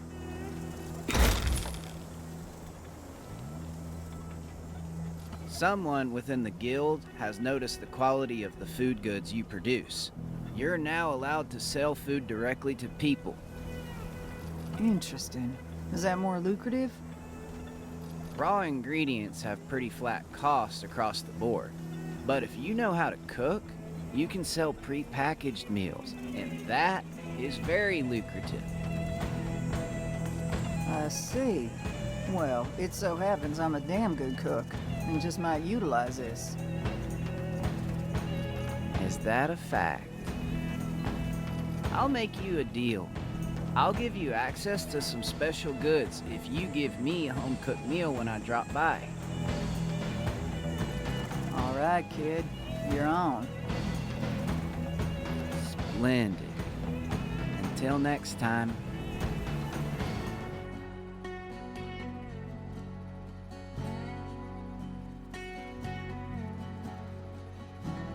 Yummy, yummy, yummy. Clem's putting victuals in my tummy, tummy, tummy. That's the shit my dumbass squatties would recite while they tucked napkins into their collar in the mess hall. As if keeping me irate was gonna maintain my culinary edge. Donkeys. But they weren't wrong about the food. You think I'm good at killing? Wait until you taste my honeyed barbecue flank, or my citrus cheesecake. You'll die on the third bite. How's that for murder? It makes sense that pre-made meals do well in the Red Expanse. People here are so busy farming, bottling water, and staying alive that kitchen time is a commodity. And not everyone has a grandparent on standby to man the oven. I'll take the income, especially since it ain't remotely out of my way. I'm in the kitchen every day. Well, when I don't forget to eat. Ultimately, it's a small victory. Making ends meet without scraping the remains of a thief off my raptor is a lovely gift, even if it's part-time. Thanks, Mr. Meat. I'll get you out of that suit. Clem.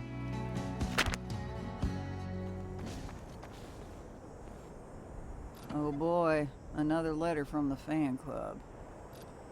McKinney, the prisoner's life you have unfairly thrust upon our righteous organization is a dull and tedious life, and we require recompense.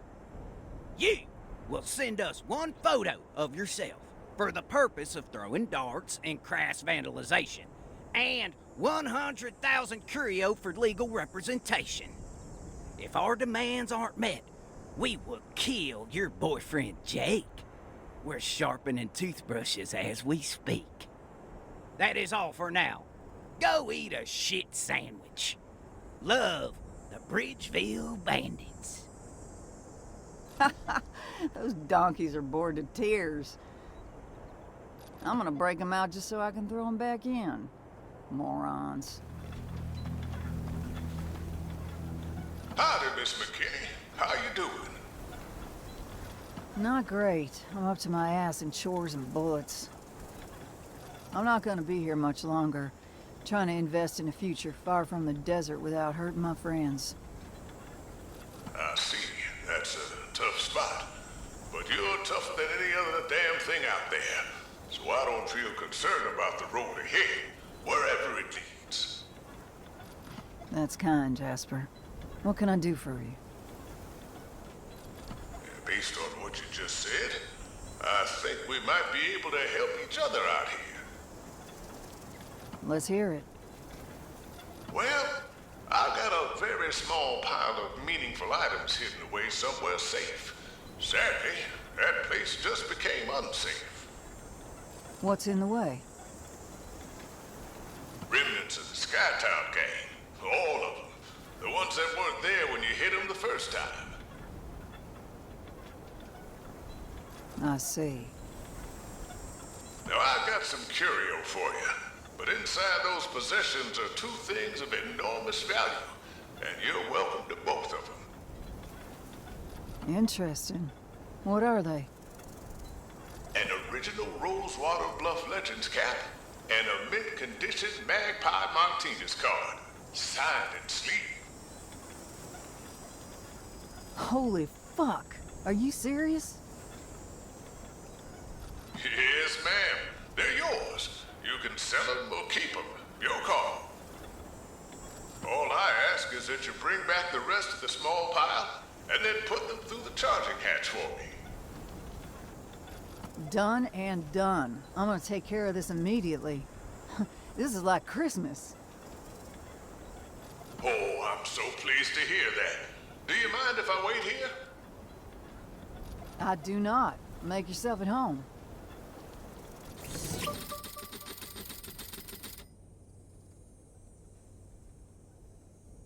Unbelievable.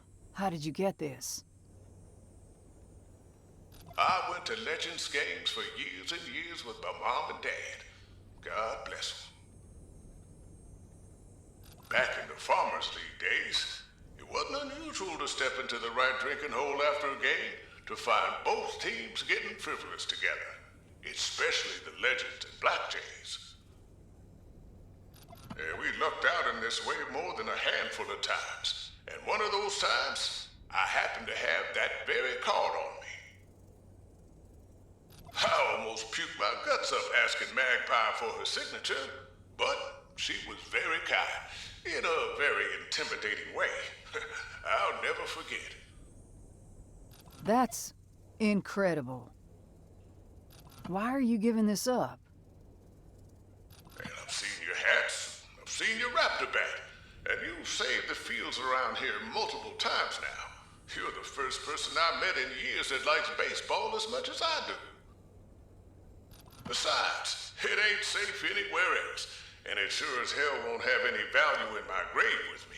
So, it's my pleasure passing it on. Thank you so much, Jasper. I'm gonna give you your things now. Looks like the charging hatch is almost open.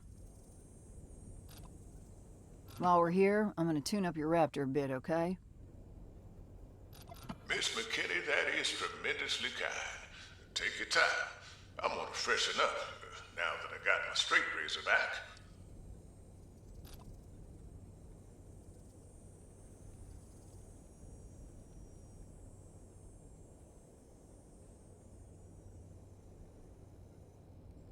Thank you, my dear.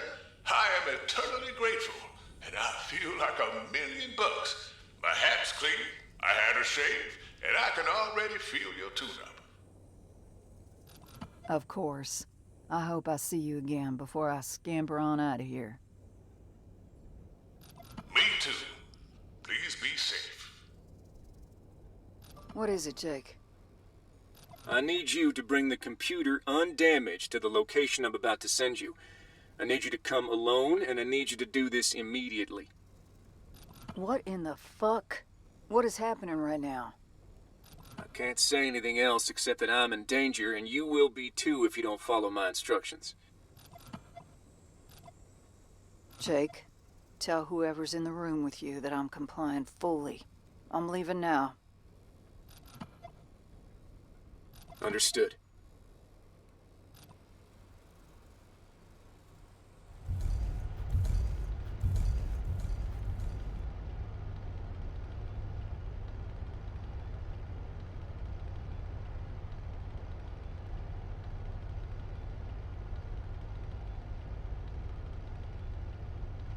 I brought the computer. Let him leave, and it's yours. No. We've been ordered to kill you. And then we're going to peel the computer out of your Raptor, just like you did to our squad mate. And if I refuse? He dies.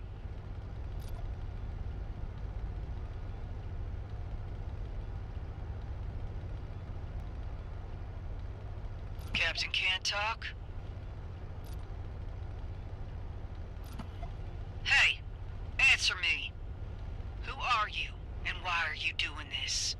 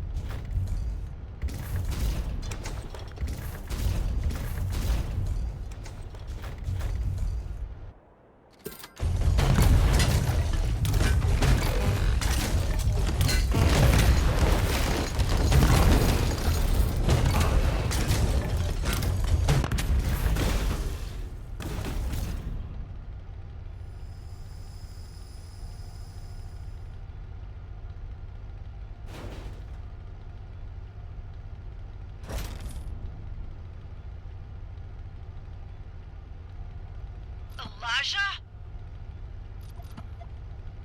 Elijah, how in the flying fuck could you possibly be working for Standage? What?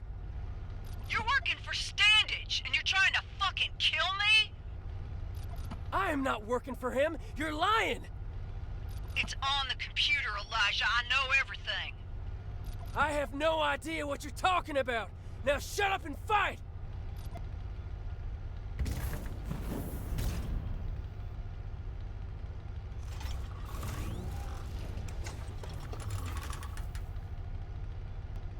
You don't know what's going on.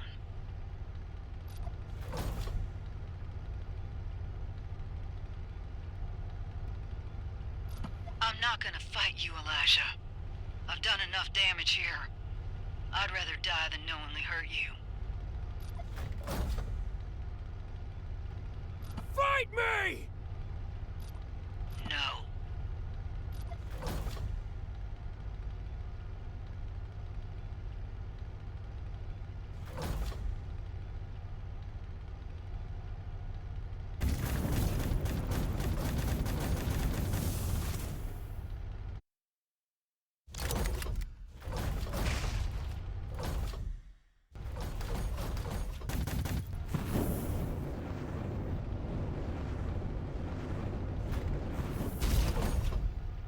Jake! I'm sorry, Clem. I didn't know it was Elijah, I promise. Go get your brother. I'll be fine. Fuck, please don't.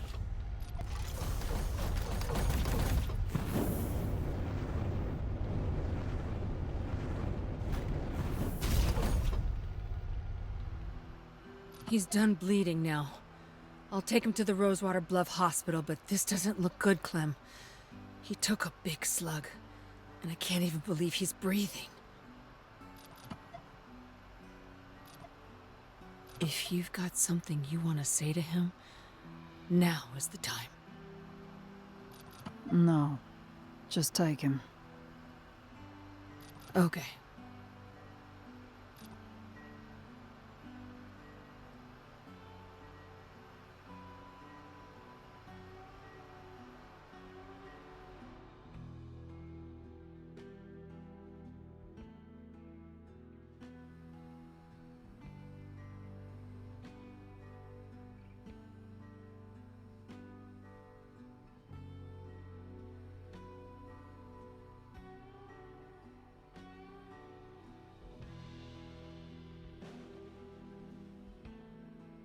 Jake is under care now. He's out, and it's not clear when he'll be conscious again. He's barely holding on. Copy. I can't imagine what you got going on right now. Do you need to talk? Yes, but I don't want to. You and Jake are the only reason I've been here as long as I have, and I can't have you ruining it. Ruining what? My exit. I can like you 10 times more than I already do, and I'll still need to leave. People around me get hurt, and when that's not happening, my own brother is trying to kill me. At some point, staying near people I don't want hurt is actual insanity. I'm begging you to not take this personally. I understand all that. I believe you. And I'm not gonna internalize it. I support you. Thank you. I, did something I wasn't supposed to do. At least according to the law. I opened up your terminal access. If you're intent on making the most of that place for the best possible flip, I figured that would be helpful. It is. Enormously. Thank you, Ute. I know who you are. You're the only one who can help. Please, I just want to know who she is now.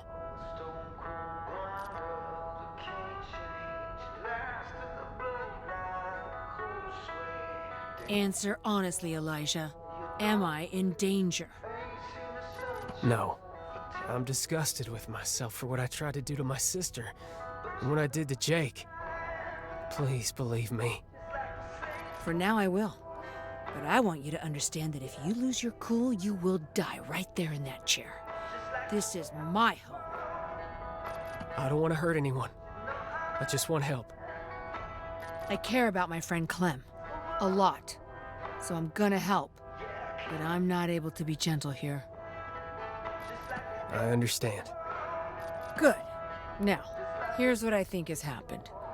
You abandoned your sister because you blame her for what happened at Spire.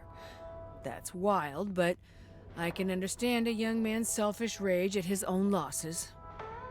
You storm off wanting to set the world on fire because your idiotic response to injustice is to take control of yourself and your environment as violently as possible.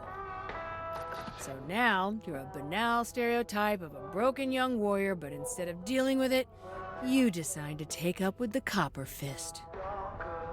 I bet this felt very good. The control, the destruction, choosing which vile sorties you're going to deploy on.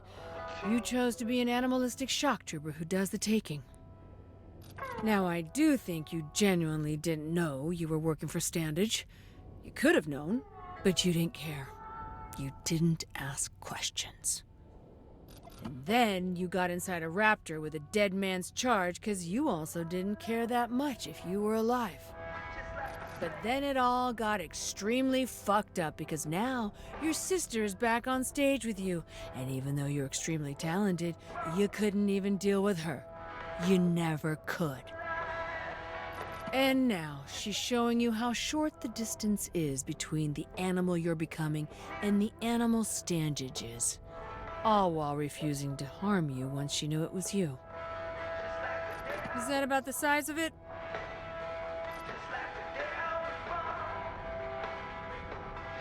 Yeah. Now that you know I can see you, I also want you to know that you should be ashamed. And that I want you stewing in your own filth for a moment. I'll be back shortly. I'm gonna go make some lemonade. When I come back, I will tell you about your sister. And that brings us up to today. Even from the ditch she's kind of stuck in. She has made a huge difference here. I wish I had more specifics on what was happening with her before deciding to come here. But she doesn't like to talk about it. I just know she let you go for a moment out of respect. Then tried to find you. Then asked Jake to take over. When it was clear he was struggling, I think she got bad. If she's anything like any other sad soldier I've ever known, she was probably rotting in an isolated place somewhere. And between you and I, Jake begging her to come here exactly when he did, I believe that saved her life.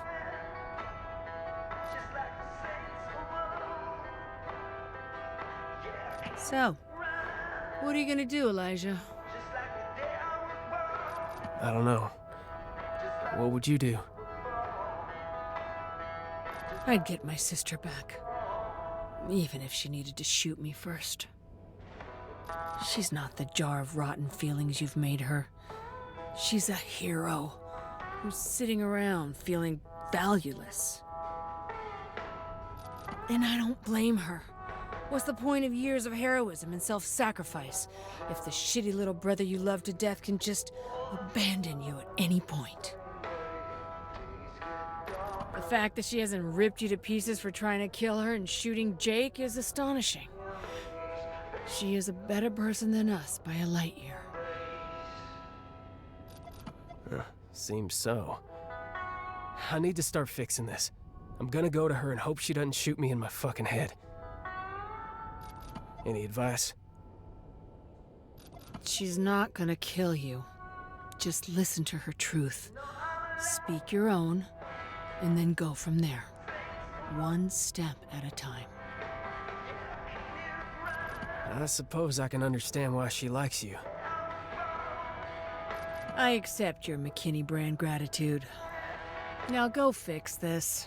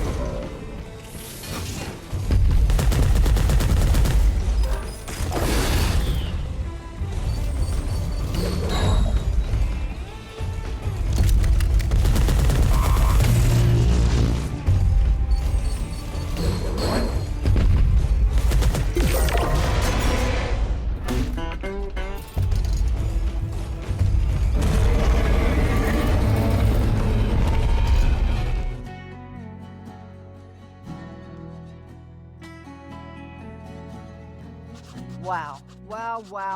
That boy was massive. He had 10 million teeth in that mouth, and I almost ended up smeared all over him.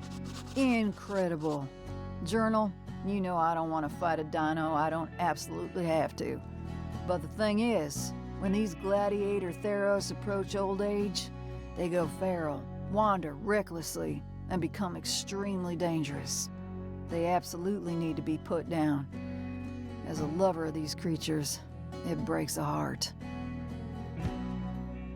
But as a fighter, well, there just ain't nothing more thrilling.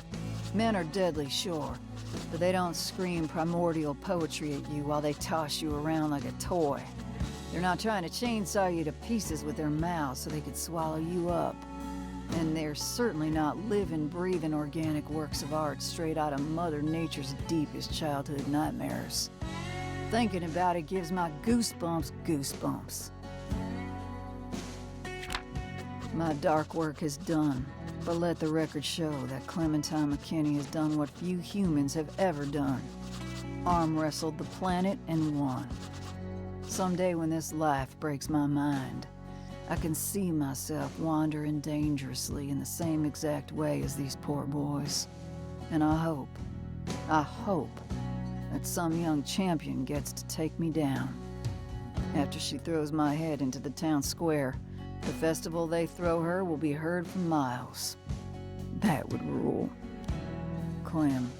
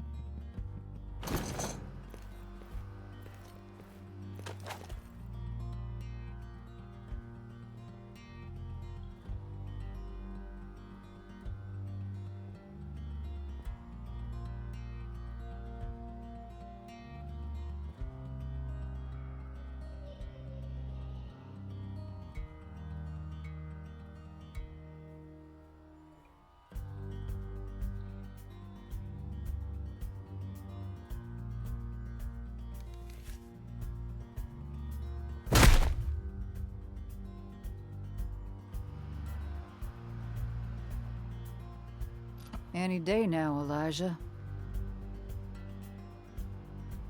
I was mad. I am mad. I told you to kill him. I feel like I knew him, and I feel like you didn't listen to me. We'd still have a home if you had. I understand, and you're right. Then why didn't you do it? Do you know how many people I've killed? I spent 3 years at the Yellowstone Reach doing things you didn't have to see or think about because you were living your life and being a teenager, safely, at home. And I'm actually happy about that. But the answer to the question is a number so large I lost count. I formed that militia with Jake to protect our home and protect our loved ones. To protect you. I wanted to be a shield, not a sword. And I wanted that so badly, I let a tyrant walk, and then got punished for it. Twice over. Why did you leave Spire? Because I was so angry that I couldn't even think thoughts. I couldn't make room for sad or grateful. I wanted to punish you, but I knew I couldn't. Not yet. So I got in a raptor, knowing maybe I'd be strong enough to do it one day. Since that night, I allowed myself to be an animal. Do you understand you're on a path to just being another Standage? Yes. Doing what I did to Jake made this humiliatingly obvious. I'll regret that for the rest of my life. I see. So why have you come here now? I made my first sound decision in a long time. I went and talked to Yute. I asked her to tell me about you, and every time she opened her mouth, I felt more ashamed. I felt less and less like an animal, and more like a dumb little boy. Her language and tone didn't help. Well, I'm glad she had kind things to say. She didn't have kind things to say, Clem. She had facts. What you've been doing here isn't a fucking opinion. You're doing what you always do, which is make everything around you better. You're the only goddamn one who feels bad about you and your work.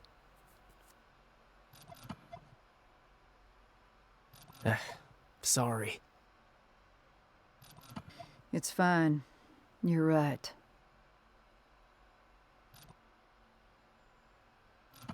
What's next? I need to deal with Standage. I wish I could ignore it, but now more than ever, I'm learning you can't run away from things this big. I want to help, and I'm not going to let you tell me no this time. All right, but you need a raptor. A good one. And you can't have mine.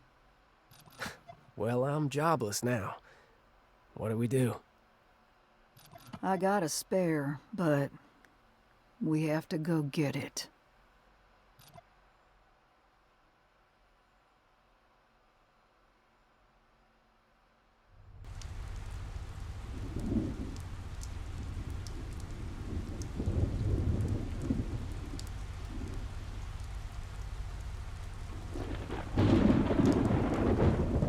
Here we are. Here we are. Are we good on the plan? Yes, I'll go find tools. I'll likely find what I need at the Garcia's workshop, but I'll check out nearby garages. I'll be off comms until I can find a shortwave. Copy. Are you worried about going in there? I am, but if I can't handle this, then I certainly can't handle Standage again. Suppose that's true. I've got this. Be careful. You too, Clem.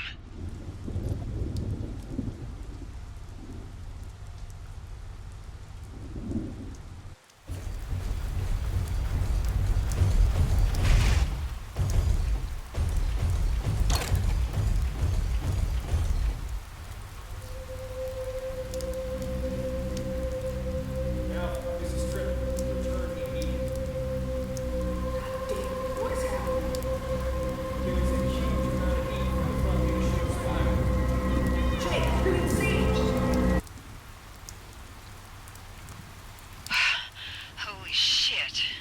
Get it together, Clem.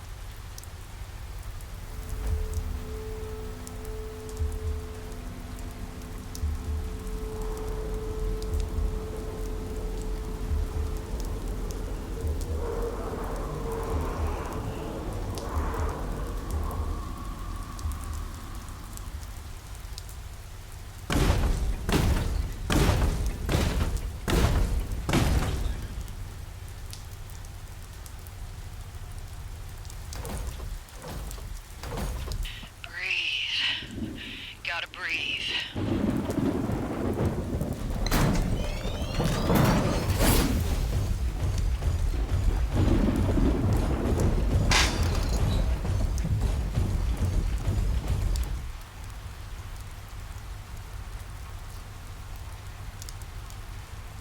Hey, I found tools.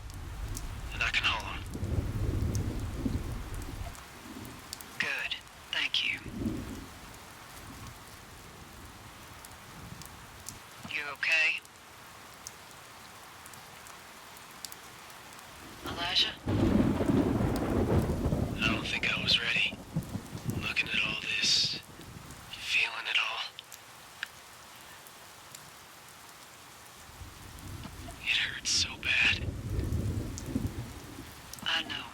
I'm very sorry.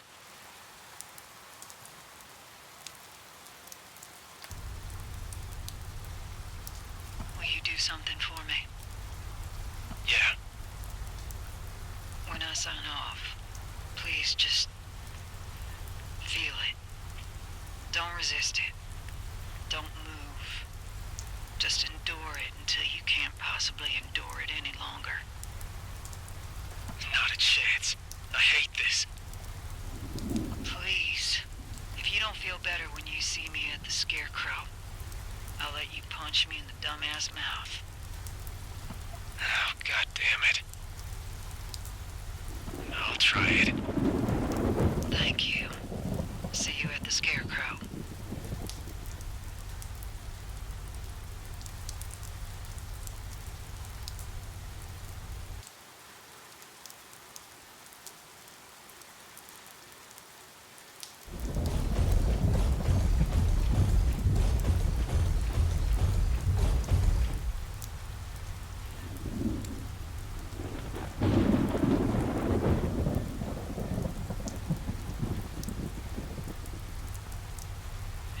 Clem. Stop. It's done. It has already happened. Take your breaths and follow your own advice. Sit in it.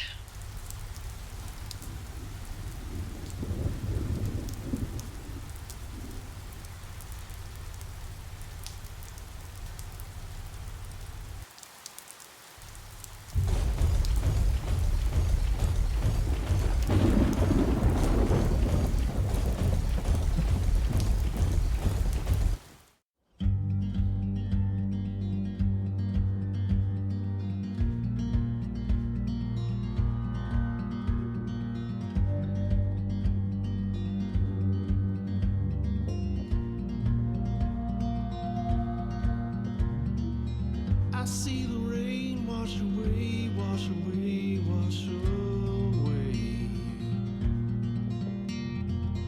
All that we've known cannot stay, cannot stay, cannot stay. Oh, oh, yeah. We'll never be the same. We'll never break this chain. We'll never be the same. But I know your name. I know your name.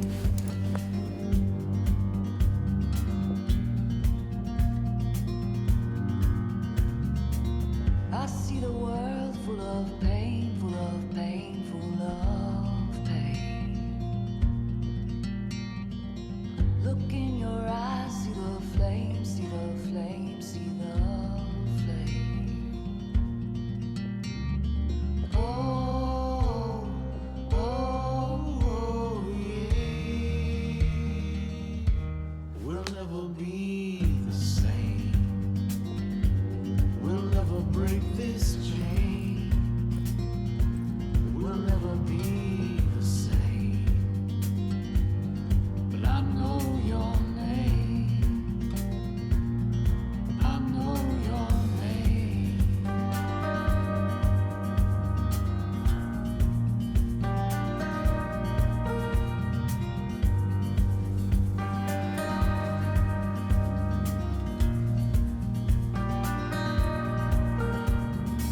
Sometimes the dark isn't dark, isn't dark, dark enough to hide the lightning of our love, of our love, of our love. Oh, oh, yeah. We'll never be the same. We'll never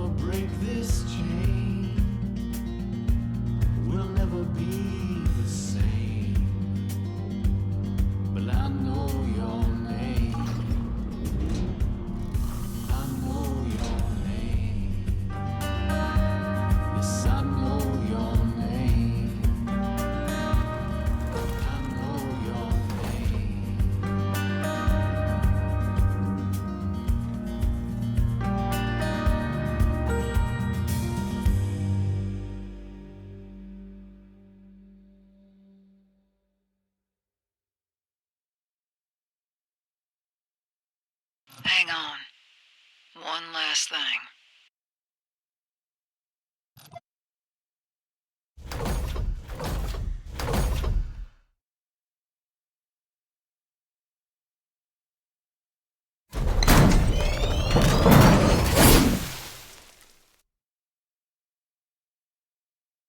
Taking this back now.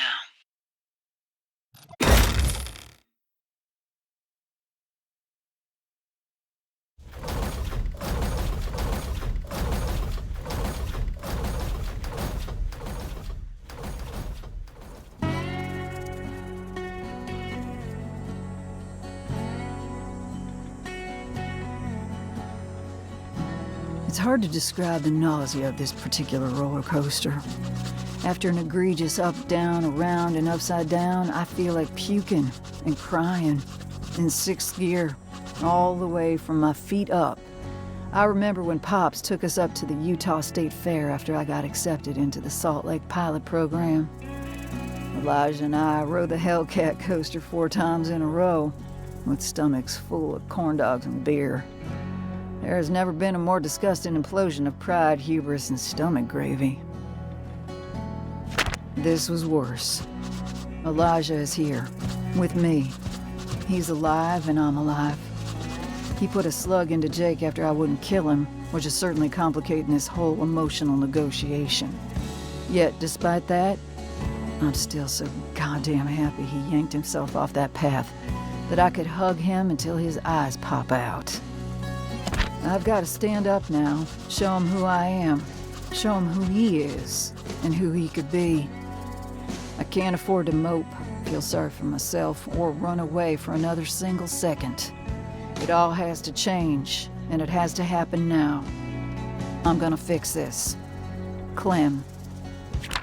P.S. Elijah, if you ever read this someday for whatever reason, just know I would have stayed on that horrific ride for eternity if I had to. Thank you for coming back to me.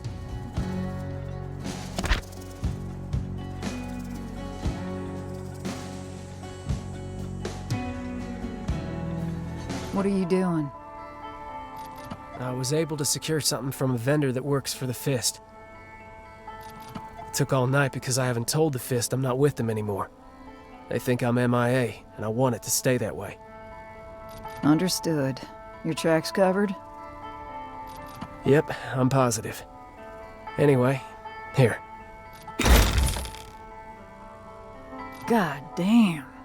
This has got to be worth a fortune. It is, but it's okay. I'll pay for it later when they find out. It's the least I can do. I'm gonna get out of your way. When you're ready to restart this nightmare of ours, I'll be ready too. Well, I guess. Oh, copy. Gonna put this together and make my girl sing. When you need to scream your mastery into the war songs, tooth and blood embedded into your myth, your cries need to terrify. Here at St. Bell Machinery, we believe that you are a prophecy, born from the corpse of a god. The Athalian Theory 2. Use it to break the will of combat itself and sear your name into its grim eulogy. Soul into annihilation.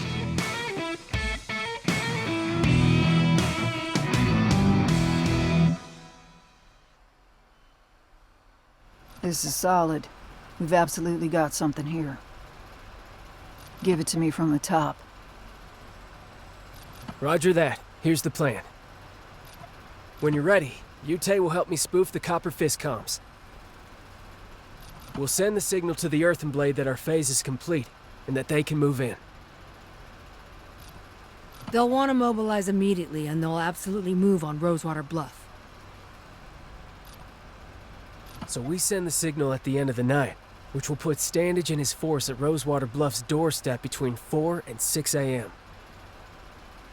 We'll be there at 3 to be safe. Agree. We will set up a scramble that night to silence the waves to the rest of the Copper Fist. If they can't hear, they can't show up. Good. Once we've got eyes on Standage's vanguard, which will be large, I'll trigger my goods. 12 tons of rigged missiles set to explode on your command. Most, maybe all, of Standage's missile boats gone in an instant. Pays to be friends with a genius. That it does. Standage and his shock troops are gonna go even harder when they see their back line go down. He's gonna skip the diplomatic performance. So, I'll be inside the bluff already, and I will create an engagement in the south as they enter. Then I come in behind the vanguard where they'll be unloading hell on the center of town.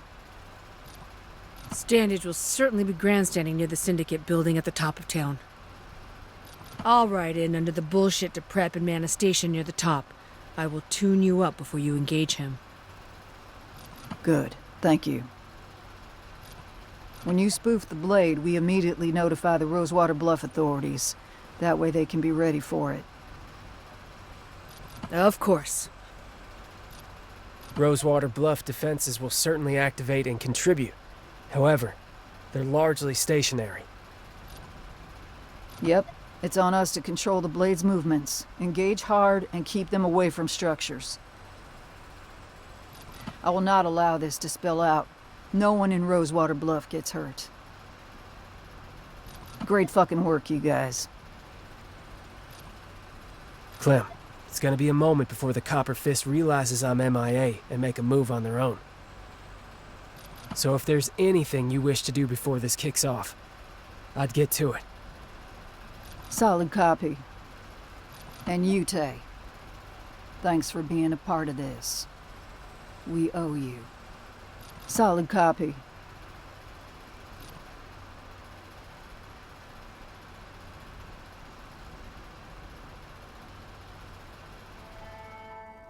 It's done. He'll be here before sunrise. Day after tomorrow. Then we've got tomorrow to get our girls ready. No mistakes. Roger that.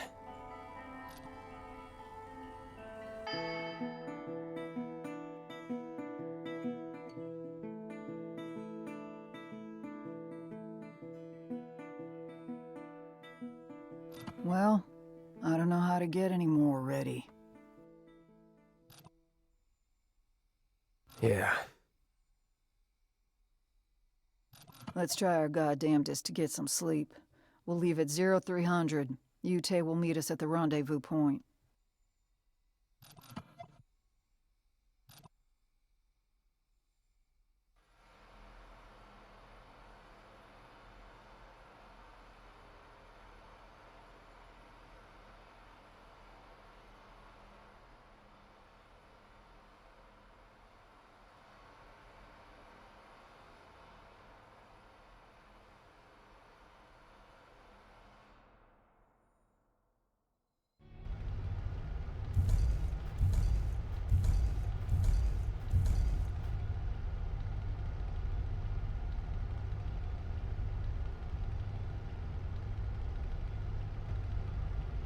You guys sleep?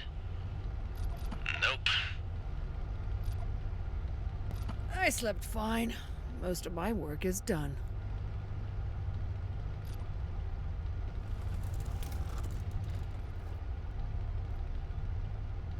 Okay, the missile boats are in place and the Vanguard is on the move. Ready when you are. When the Vanguard is closer to the bluff than they are to the boats, do it. Do as the deadliest says.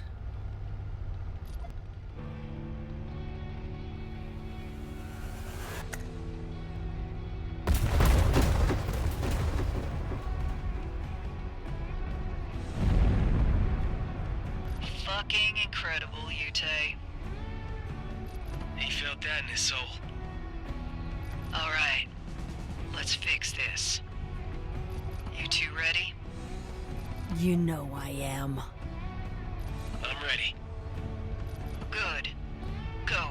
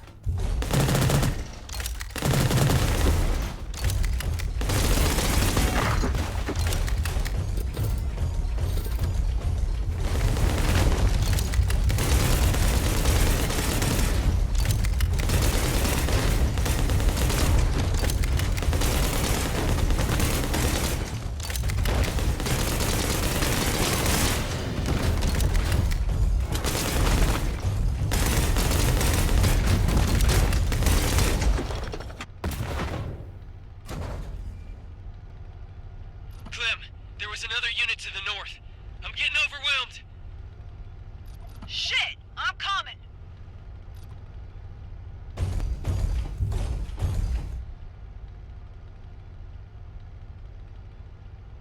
Elijah! Clem, I'm fine. Some ordnance just came out of nowhere and obliterated the unit. They're cinders. Elijah, I intend to shoot you in both of your fucking knees, but I won't be able to if you're dead. Jake! Sorry I'm late to the party. I had to drag my ass over to the telecom and authorize some high-risk defenses. Fuck yes. Lay back down, Jake. We're fixing this. Already on it, prickly pear.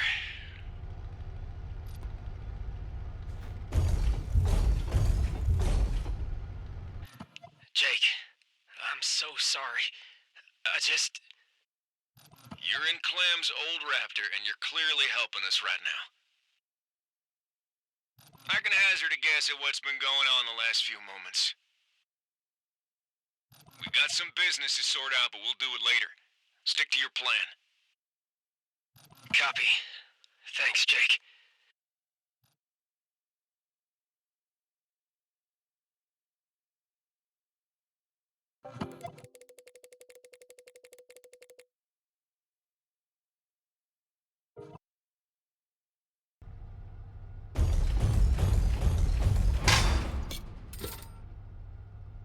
Clem, I'm saying this now since you're handcuffed to my station and you can't squirm out of it.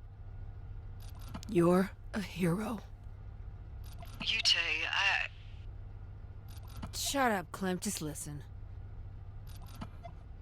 The good you've done, the lives you've saved, the places you've protected, everyone in this valley owes you. You're not just a bounty hunter, and it's never been less arguable. As hard as you can, reject whatever internal nonsense is unhelpfully protecting you from my words. Do you understand me? Yes. Aho biga. And as difficult as it may be to swallow, know this. However you choose to handle him is correct, Clem. It always was. You're all topped off. Go get him. I'm not standing here, ready to do some good, without you. I've either moved on from here even drunker than I was before, and my own brother chases me down and kills me, or worse, somehow. I can't believe how big you are, and I can't properly declare the gratitude I have for you. Just wish me luck. You don't need it. Just stay focused, Shideji. I'll be here to help you clean up afterward.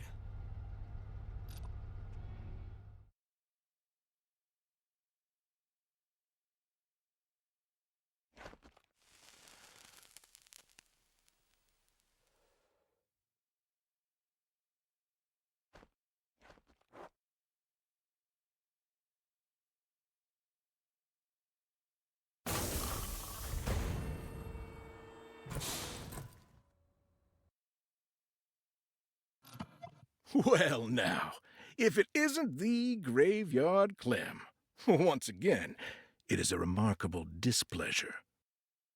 You were supposed to get boiled with the rest of the stew that night. If you think I'm letting you in my head, then you're not just a coward. Coward? You are a simple and tedious creature. Do you think we were meant to be scavengers and nomads, scraping together a despicable existence on a ruined mess of a planet? I'm making a better desert, one where everyone has jobs, food, water, and abides by the same simple set of laws. Short Spire could have been a part of that, but you needed to bark at the nice man. I did more than bark. We all saw it. True enough, but while you may have embarrassed me, I still burned down that rat hole you crawled out of. And I would argue that continuing one's good work after being humiliated by a very talented child is not cowardice, it's efficiency.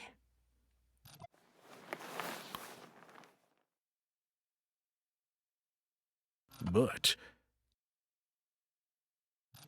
you are very talented, aren't you?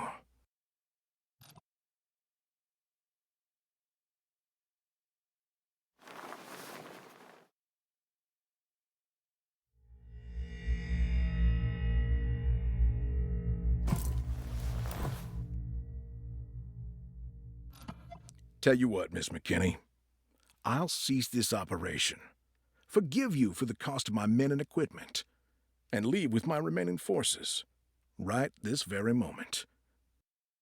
If you join the Blade, I will leave the Red Expanse in your care. You would be a commander, like you once were. Hold this region for me, take care of whomever you want, and be a part of the future.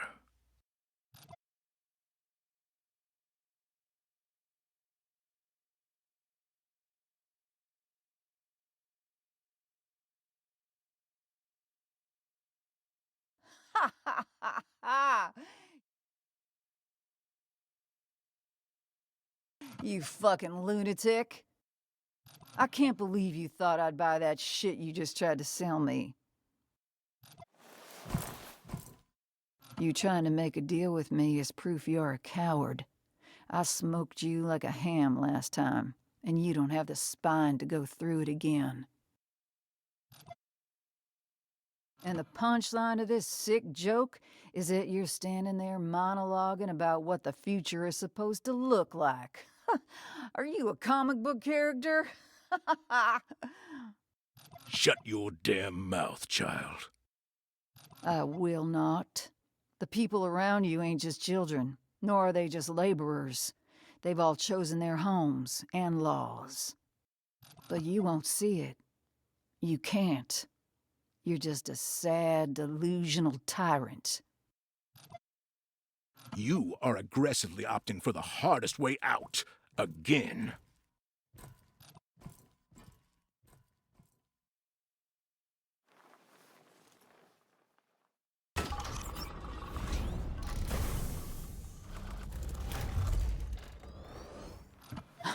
That's fine. You can't possibly do anything worse to me than you already have. Time to bury you.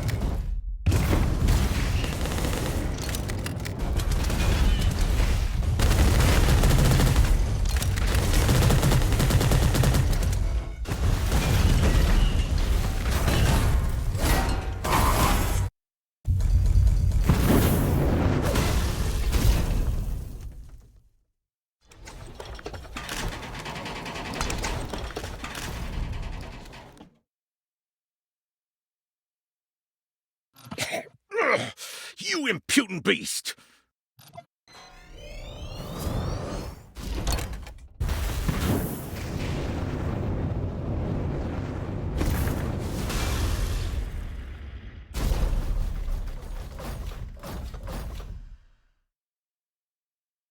It's over, Standage.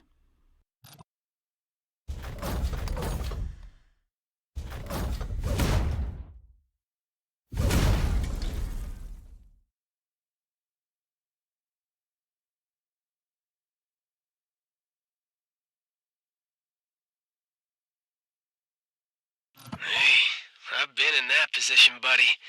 Feels bad. But it does help when you just acknowledge that she's better than you.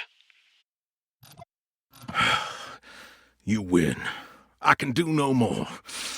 I will leave the region with my forces indefinitely.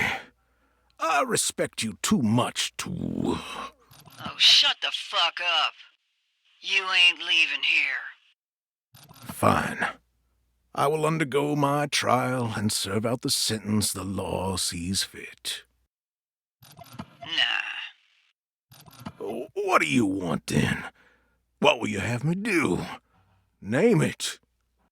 What do you think, Elijah? I think you should do exactly what you think is best.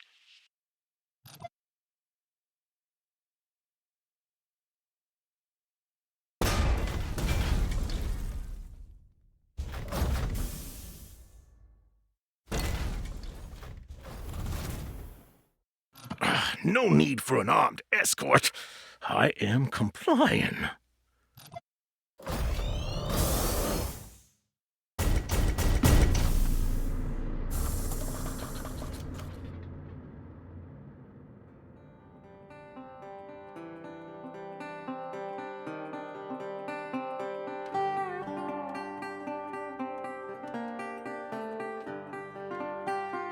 Is that what you truly wanted?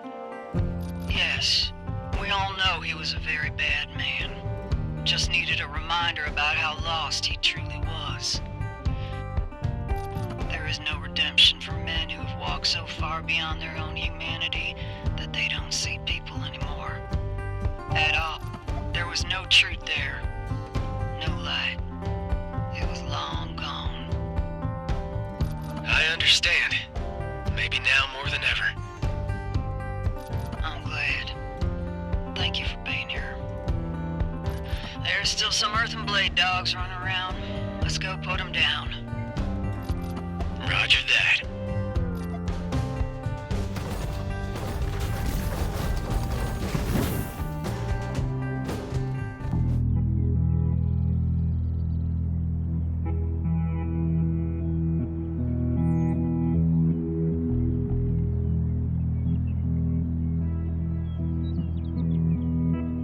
Are you sure? Yeah, I've got some very serious shit to sort out. I can't be near loved ones when I'm still the kind of person who attacks them when I'm fucked up. I understand. Deeply. We got an animal inside us. It's a source of extreme strength and debilitating poison. Seems so. I'm choosing to support you in good faith the way Jake did with me. I want you to do what you have to do and take the time you need. Just promise me you'll be safe and check in. I promise. On both counts. And now what about you? Are you sure? Never felt more sure. This is a pretty compelling part of the world that needs all the help it can get. And I'd like to do that. I want bad men to know that I'm here, and that they're in danger. Use the animal to do good. Exactly. That's why I'm moving into the grave tanks. I want to lean into the hunting business. I even got a billboard.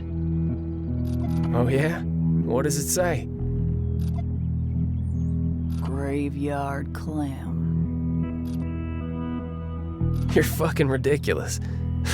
Goddamn. Well, I should get going. Sure. But before you go, I'd like you to have this. The garage is yours now. Are you kidding me with this? No, Clem. You were supposed to flip that place. Nah. Don't need to. Nor do I want to be truthful. It's yours or it's nobody's. If your path ever brings you back here, even if it's just to sleep in a safe and quiet place for the night, it will be there. Forever. But I don't deserve this. I agree. Become someone who does, and we'll be square.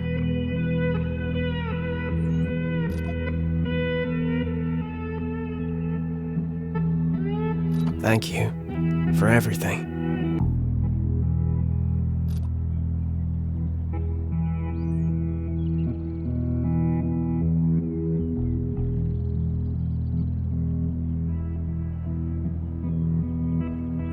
One more thing.